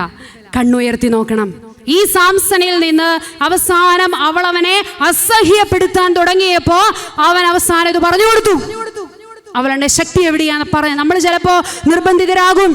നമ്മൾ ചിലപ്പോൾ നിർബന്ധിക്കപ്പെട്ടു പോകും സന്യാസം ഉപേക്ഷിക്കാൻ, പൗരോഹിത്യം ഉപേക്ഷിക്കാൻ. ഈ നമ്മൾ എന്താണ് വീട്ടമ്മമാര് 3 മക്കളെ 4 മക്കളെ കെട്ടിയോനെയൊക്കെ ഉപേക്ഷിച്ച് ഇറങ്ങിപ്പോകുന്നത്. ഇപ്പം ഈ നാളുകളിലെല്ലാം നമ്മൾ എന്തെല്ലാം കാര്യങ്ങളാണ് കാണുന്നേ. കൊച്ചിനെ കൊണ്ടതേ ഒരെണ്ണത്തിനെ കൊണ്ട് കിണച്ചു എറിഞ്ഞേക്കുന്നു, ഇഷ്ടംപോലെ കാര്യങ്ങൾ. ഇതിന് കാരണം ഒന്നേ ഉള്ളൂ, നിർബന്ധിക്കപ്പെട്ടു പോകും ചില കാര്യങ്ങൾക്ക് വേണ്ടി. അതിൻ്റെ തുടക്കമുണ്ട്, അവിടെ നമ്മൾ ഓർക്കണം. അപ്പോൾ അവസാനം ഒരു വാചകമുണ്ട്, അവൾ അവനെ മടിയിൽ കിടത്തി ഉറക്കി, അവളെ ക്ഷൗരക്കത്തിയെല്ലാം വെച്ച് അവൻ്റെ ശക്തി മുഴുവൻ ചോർന്നു പോയി. കർത്താവ് അവനെ വിട്ടുപോയി. ഇത്തവണയും ഞാൻ മറ്റേതുപോലെയൊക്കെ രക്ഷപ്പെട്ടതുപോലെ രക്ഷപ്പെടുമെന്ന് അവൻ വിചാരിച്ചു. ഞാൻ ചുമ്മാ പറയുന്നതല്ല കേട്ടോ, ബൈബിളിൽ എഴുതി വെച്ചേക്കുന്ന 16-ാം ന്യായാധിപന്മാരുടെ പുസ്തകം 16-ാം അധ്യായം 22 മുതൽ വരെയുള്ള വാക്യങ്ങളിൽ എഴുതി വെച്ചിട്ടുണ്ട്. അതിനകത്ത് വളരെ വേദനയോടുകൂടി നമ്മൾ മനസ്സിലാക്കേണ്ട ഒരു കാര്യമുണ്ട്. കർത്താവ് തന്നെ വിട്ടുപോയ കാര്യം സാംസൺ അറിഞ്ഞില്ല. പ്രിയപ്പെട്ട സഹോദരിമാരെ, നമ്മൾ ഇങ്ങനെ അങ്ങ് നടന്നു പോകുമ്പോൾ പരിശുദ്ധാത്മാവ് നമ്മളെ വിട്ടുപോകുന്നത് അനുസരണക്കേടിൻ്റെ കൂടുതൽ വരുമ്പോൾ ഒരു പരിധിവരെ തമ്പുരാൻ ക്ഷമിക്കും. അനുസരണക്കേടിൻ്റെ കൂടുതൽ, ബ്രഹ്മചര്യ വ്രതത്തിനെതിരായിട്ടുള്ള തിന്മകൾ, നമ്മളുടെ ചില കോംപ്രമൈസുകൾ, നമ്മളുടെ ചില ഒളിച്ചുകളികൾ, പരിശുദ്ധാത്മാവ് തമ്പുരാൻ നമ്മളെ വിട്ടുപോകുന്നത് നമ്മളറിയില്ല. ഓവർ കോൺഫിഡൻസോടുകൂടി നമ്മൾ പറയും ഇതിങ്ങനെയൊക്കെ അങ്ങോട്ട് പൊക്കോളും, ഇതിങ്ങനെ അങ്ങ് പൊക്കോളും. പോകില്ല, അധികകാലം പോകാൻ പറ്റില്ല. അതിനിഷ്ടം പോലെ മാതൃകകൾ, ഇഷ്ടം പോലെ ഉദാഹരണങ്ങൾ നമ്മളൊന്ന് നോക്കിയാൽ, നമ്മൾ ഈ പറഞ്ഞ പോലെ ഒന്ന് കണ്ണുയർത്തി നോക്കിയാൽ പറ്റും. ദൈവമേ, ഇവരിങ്ങനെയായിപ്പോയോ എന്ന് നമ്മൾ ചിന്തിക്കും. ഒരു പക്ഷേ ദൈവത്തിൻ്റെ കൃപയ്ക്ക് കീഴിൽ, അല്ലെങ്കിൽ ഇന്നിവിടെ വന്ന് ഇങ്ങനെ പ്രസംഗിച്ച സിസ്റ്റർ ജോസിയായെക്കുറിച്ച് നാളെ എവിടെ എന്തെങ്കിലും കേട്ടപ്പോൾ എൻ്റെ പൊന്നെ ആ കന്യാസ്ത്രീയാണോ ഇവിടെ വന്ന് ഈ മാതിരി പറച്ചിലല്ല, ബാക്കി പൂരിപ്പിക്കുക, ബാക്കി പറഞ്ഞിട്ട് പോയതെന്ന് നമ്മൾ തന്നെ പറയും. പലരെക്കുറിച്ചും നമ്മളങ്ങനെ പറഞ്ഞിട്ടുണ്ട്. അതുകൊണ്ട് പ്രിയപ്പെട്ടവരെ, ആരെക്കുറിച്ചും നമുക്ക് പറയാതിരിക്കാം. കൃപയ്ക്ക് കീഴിൽ നമുക്ക് ജീവിക്കാം. അവസാനം ഒറ്റ കാര്യം കൂടി, നമ്മളുടെ സോഷ്യൽ കമ്മിറ്റ്മെൻറ്റ്. 4ാമത്തെ സന്യാസ സൗന്ദര്യം എന്ന് പറയുന്നത് സോഷ്യൽ കമ്മിറ്റ്മെൻറ്റാണ്. ഇത് ഞാൻ പ്രത്യേകിച്ച് അലങ്കാരം ഒന്നുമില്ലാതെ 3 കാര്യങ്ങളെക്കുറിച്ച്, 3 തരത്തിലുള്ള സമർപ്പിതരെക്കുറിച്ച് പരിശുദ്ധ പിതാവ് പറയുന്നുണ്ട്. ഒന്ന്, ബർത്തിമേയുസിന് കാഴ്ച നൽകുന്ന വചനഭാഗം വിസ്തരിച്ചിട്ടാണ് ഫ്രാൻസിസ് മാർപ്പാപ്പ ഇത് പറയുന്നത്. 1ാമത്തെ വിഭാഗം, ജനക്കൂട്ടം യേശുവിനോടൊപ്പം കടന്നു പോവുകയായിരുന്നു. 1ാമത്തെ വിഭാഗം കടന്നു പോകുന്ന സമർപ്പിതർ. പ്രത്യേകിച്ച് വികാരങ്ങളൊന്നുമില്ല. നമ്മളുടെ സോഷ്യൽ കമ്മിറ്റ്മെൻറ്റ്, നമ്മളുടെ ദൈവത്തിനും ദൈവജനത്തിനും വേണ്ടിയാണ് നമ്മൾ സമർപ്പിതരായിരിക്കുന്നത് എന്നതിനെക്കുറിച്ച് യാതൊരു ബോധ്യവുമില്ലാതെ നമ്മളിങ്ങനെ കടന്നു പോയിക്കൊണ്ടിരിക്കുന്നവർ. ആ ഇടവകയിൽ 5 വർഷം ഇരുന്നു പോയവർ, ഈ ഇടവകയിൽ 3 വർഷം ഇരുന്നു പോയവർ, മറ്റേ മഠത്തിൽ 12 വർഷം ഇരുന്നു പോയവർ, അവസാനം പ്രൊവിൻഷ്യൽ ഹൗസിൽ വന്ന് നീണ്ടു നിവർന്ന് കിടന്നു പോകുന്നവർ. 2ാമത്തെ കൂട്ടര്, ഒരു കൂട്ടർ പറഞ്ഞു, ബർത്തിമേയുസ് കിടന്ന് അലറി വിളിച്ചു, ദാവീദിന്റെ പുത്രാ എന്നിൽ കനിയണേ എന്ന് പറഞ്ഞപ്പോൾ ബർത്തിമേയുസ് കുറച്ച് പേര് പറഞ്ഞു, എടാ മിണ്ടാതിരിക്കുക, ഈശോ കടന്നു പോകുന്ന കാണാൻ പാടില്ലേ, മിണ്ടാതിരിക്കുക. ഫ്രാൻസിസ് മാർപ്പാപ്പ യാതൊരു ദാക്ഷിണ്യവും ഇല്ലാതെയാണ് കേട്ടോ പറയുന്നത്. 2ാമത്തെ കൂട്ടര് മിണ്ടാതിരിക്കൂ എന്ന് ദൈവജനത്തോട് ഉദ്ഘോഷിക്കുന്ന, ആക്രോശിക്കുന്ന സമർപ്പിതര്. ഇത് ഞങ്ങളുടെ പ്രാർത്ഥനയുടെ സമയമാണ്, ഇന്ന് പോയി നാളെ വാ. നമ്മളിങ്ങനെ എന്താണ് ഗവൺമെൻറ് സ്ഥാപനങ്ങളിൽ ചെന്ന് കയറുമ്പം ഇന്ന് പോയി നാളെ വാ, നാളെയാ പറഞ്ഞുകൊണ്ട് വരുമ്പോൾ നാളെ പോയിട്ട് അന്നേരം അവർ പറയും ഇന്ന് പോയി നാളെ വാ. ഇത് തന്നെ നമ്മൾ ഇന്നിവിടെ മദറില്ല, ഇത് പറയേണ്ടത് മദറാണ്. മദർ ഇന്നിവിടെ ഇല്ല, 2 ദിവസം കഴിഞ്ഞേ വരും. 2 ദിവസം കഴിഞ്ഞ് വരുമ്പോൾ പറയും മദറിൻ്റെ ഫസ്റ്റ് കൗൺസിലർ ഇവിടെ ഇല്ല, ഇന്ന് പോയി നാളെ വാ. ഇത് ഞങ്ങളുടെ പ്രാർത്ഥനാ സമയമാണ്. ഇപ്പോൾ മുതൽ ഇപ്പോൾ വരെ പ്രാർത്ഥനാ സമയമാണ്, എടുക്കാൻ പറ്റില്ല. ഞാനല്ല, ഫ്രാൻസിസ് മാർപ്പാപ്പയാണ് പറയുന്നത്. ഇങ്ങനെ ദൈവജനത്തിൻ്റെ ആവശ്യങ്ങൾക്ക് നേരെ മിണ്ടാതിരിക്കൂ എന്ന് ആക്രോശിക്കുന്ന 2ാം കൂട്ടർ. 3ാമത്തെ കൂട്ടരാണ് ധൈര്യമായിരിക്കൂ, എഴുന്നേൽക്കുക, യേശു നിന്നെ വിളിക്കുന്നു എന്ന് പറയും. എന്ത് മനോഹരമായിട്ടാണ് ഫ്രാൻസിസ് മാർപ്പാപ്പ പറഞ്ഞിരിക്കുന്നത്. പ്രിയപ്പെട്ടവരെ, സന്യാസ സമർപ്പണം സ്വീകരിച്ചവരുടെ ഈ സോഷ്യൽ കമ്മിറ്റ്മെൻ്റ് ഇതാണ്. നമ്മളുടെ അടുത്ത് വേദനയുമായി കടന്നു വരുന്ന മനുഷ്യൻ്റെ വേദനകളിലേക്ക് ഇറങ്ങിച്ചെല്ലാനുള്ള ഭയമില്ലായ്മയാണത്. ജനങ്ങളുടെ വേദനയുടെ അടുത്തെത്താനുള്ള ഭയമില്ലായ്മയാണ് ഈ 3ാമത്തെ കൂട്ടരുടെ പ്രത്യേകത എന്ന് ഫ്രാൻസിസ് മാർപ്പാപ്പ പറയുമ്പോൾ, പ്രിയപ്പെട്ട സഹോദരിമാരെ, ഞാൻ നിങ്ങളെ എന്നെ ചേർത്ത് ഞാൻ വെല്ലുവിളിക്കുവാണ്. നമ്മൾ കണ്ടുമുട്ടുന്ന സഹോദരങ്ങളോട് ധൈര്യമായിരിക്കൂ, എഴുന്നേൽക്കുക, യേശു നിന്നെ വിളിക്കുന്നു എന്ന് പറഞ്ഞ് അവർക്ക് സുവിശേഷമായി തീരാൻ നമ്മളുടെ ദാരിദ്ര്യവും നമ്മുടെ ബ്രഹ്മചര്യവും നമ്മുടെ അനുസരണവും നമ്മുടെ സമൂഹ ജീവിതവും നമ്മളെ ശക്തിപ്പെടുത്തണം. വീണ്ടും മാർപ്പാപ്പ പറയുന്നു, ഇത് കേൾക്കുമ്പോൾ എനിക്ക് ചിരി വരും, വിനാഗിരിയിൽ ഉപ്പിലിട്ട മുളക് പോലെയുള്ള മുഖമുള്ളവരായിരിക്കരുതെന്ന് സമർപ്പിതർ. തിരിഞ്ഞോ? വിനാഗിരിയിൽ ഉപ്പിലിട്ട മുളക് പോലെയുള്ള മുഖവുമായി ഒരിക്കലും, അത് 2 കൂട്ടരും ഉണ്ട് കേട്ടോ, ഒരു പുരോഹിതനോ ഒരു സമർപ്പിതയോ കാണാൻ പാടില്ല. വിനാഗിരിക്കകത്ത് ഉപ്പിട്ട് അങ്ങനെ ഇരിക്കും, മുളക് ഉപ്പിലിട്ട് അങ്ങനെ ഇരിക്കും, പ്ലിങ്ങെന്നിരിക്കും. അതുകൊണ്ട് സമർപ്പിതരെവിടെയുണ്ടോ അവിടെ ആനന്ദമുണ്ട്. പ്രിയപ്പെട്ട സഹോദരിമാരെ, നമ്മൾ യുവജനങ്ങളെ അനുയാത്ര ചെയ്യണം. നമ്മളുടെ ജീവിത സാക്ഷ്യം കൊണ്ട് അനേകർക്ക് മാതൃകയാകണം. ആരെയും നമ്മളുടെ സന്യാസ സമൂഹത്തിലേക്ക് വിളിക്കാൻ നമുക്ക് കഴിഞ്ഞില്ലെങ്കിലും ഉള്ളവരെ ഇറക്കി വിടാൻ തക്കവിധം ഒരു ഉതപ്പ് നൽകുന്ന ജീവിതമായി നമ്മളുടേത് മാറരുത് എന്ന് നമ്മൾ ഓർത്തിരിക്കണം. അതുകൊണ്ട് ഏറ്റവും മനോഹരമായ ജീവിതം, 4 കാര്യങ്ങൾ. അവൻ നമ്മളെ വിളിച്ചു എന്നുള്ള നമ്മളുടെ ആത്മവിശ്വാസം, ഈ ഒരു ആത്മവിശ്വാസം മറ്റോരോ ബുദ്ധിമുട്ടുകൾക്കും പ്രയാസങ്ങൾക്കും കെടുത്താനാവില്ല എന്നുള്ളത് തിരിച്ചറിയുക. രണ്ടാമത്തെ കാര്യം എന്താണ്? നമ്മളുടെ വ്രതബദ്ധ ജീവിതം. മൂന്നാമത്തെ കാര്യം പേഴ്സണൽ റിലേഷൻഷിപ്പ് വിത്ത് ഗോഡ്. നാലാമത്തെ സൗന്ദര്യം എന്ന് പറയുന്നത് സോഷ്യൽ കമ്മിറ്റ്മെന്റ്. ഇവിടെ പത്രം ഇന്നത്തെ ഞാൻ ചോദിക്കുന്നില്ല, ഇന്നലത്തെ പത്രം വായിച്ചവരെന്ന് കൈവെക്കാവോ? എല്ലാ ദിവസവും പത്രം വായിക്കുന്ന സമർപ്പിതർ പ്ലീസ്. വളരെ കുറവാണ്. ഇവിടെയാണ് നമ്മളുടെ സോഷ്യൽ കമ്മിറ്റ്മെൻറ്റിൻ്റെ ആവശ്യകത. ഈ അച്ഛന്മാരൊക്കെ ചിലപ്പോൾ വന്ന് ക്ലാസ് എടുക്കുമ്പോൾ ഇങ്ങനെ പറയാം, എനിക്കത് ഒത്തിരി വേദനയാട്ടോ, ചുമ്മാ എല്ലാവരും എന്നല്ല ഞാൻ പറഞ്ഞത്, എന്നാലും ചിലപ്പോൾ പറയും കന്യാസ്ത്രീമാരല്ലേ, വലിയ വെളിവൊന്നുമില്ല, അവർക്കിങ്ങനെ പ്രത്യേകിച്ച് വിവരമൊന്നുമില്ല, അതുകൊണ്ട് അവരോട് എന്ത് പറഞ്ഞാലും കേൾക്കും. നമ്മളായിട്ട് നമ്മുടെ വില കളഞ്ഞ് കുളിക്കരുത്. പുറത്തുനിന്നൊരാൾ അയ്യോ ഇങ്ങനെ ഗ്രീഷ്മയ്ക്ക് വധശിക്ഷ കൊടുത്തു. ഗ്രീഷ്മയോ? ഏത് ഗ്രീഷ്മ? അയ്യോ അതിനെ എന്തിനാ കൊന്നത്? അയ്യോ ജ്യൂസൊക്കെ കുടിക്കുമ്പോൾ സൂക്ഷിക്കണം കേട്ടോ, അതെന്നാ ജ്യൂസ് ചീത്തയാണോ? ഇതാണ് ഇന്ന് നമുക്ക് ഒരു സോഷ്യൽ കമ്മിറ്റ്മെൻ്റ് എന്ന് പറയുമ്പോൾ യുവജനങ്ങളെ അനുയാത്ര ചെയ്യുന്ന ഒരു സമർപ്പിതയെ മതി, ഒരു പുരോഹിതനെ മതി ഇന്ന് യുവജനങ്ങൾക്ക്. അവരെവിടെയാണെന്നറിയണം, ലോകം എവിടെയാണ് പോകുന്നതെന്നറിയണം. യുവജനങ്ങളോട് സംസാരിക്കുമ്പോൾ ഒരു കന്യാസ്ത്രീയാണ് വരുന്നെങ്കിൽ കന്യാസ്ത്രീയാണോ വരുന്നതെന്ന് അവർ ചോദിക്കാൻ ഇടവരുന്നുണ്ടെങ്കിൽ അതിനർത്ഥം അവരുടെ ഭാഷ നമുക്കറിയില്ല, അവർക്ക് ആവശ്യമുള്ളത് എന്താണെന്ന് അറിയില്ല, അവരുടെ പ്രശ്നം എന്താണെന്ന് നമുക്കറിയില്ലാതെ വരുമ്പോഴേ നമ്മൾ ഔട്ട്ഡേറ്റഡ് ആവുള്ളൂ. നമ്മൾ അപ്ഡേറ്റഡ് ആയിരിക്കണം. അതിന് വേണ്ടിയിട്ട് ഇങ്ങനെ ഫുൾ ടൈം ഇവരിയ്ക്കുന്നത് പോലെ ഓൺലൈനിൽ ഇരിക്കണമെന്നില്ല. അനുദിനം വരുന്ന ദിനപത്രം ചരമക്കോളം മാത്രം വായിച്ചടച്ചു വയ്ക്കാതെ അതിൻ്റെ ആ നടുപേജൊക്കെ ഒന്ന് വായിക്കണം, എഡിറ്റോറിയലൊക്കെ ഒന്ന് വായിക്കണം. ദീപികയുടെ എഡിറ്റോറിയലിനെ കിടപിടിക്കാൻ ഇന്നൊരു എഡിറ്റോറിയൽ ഇല്ല.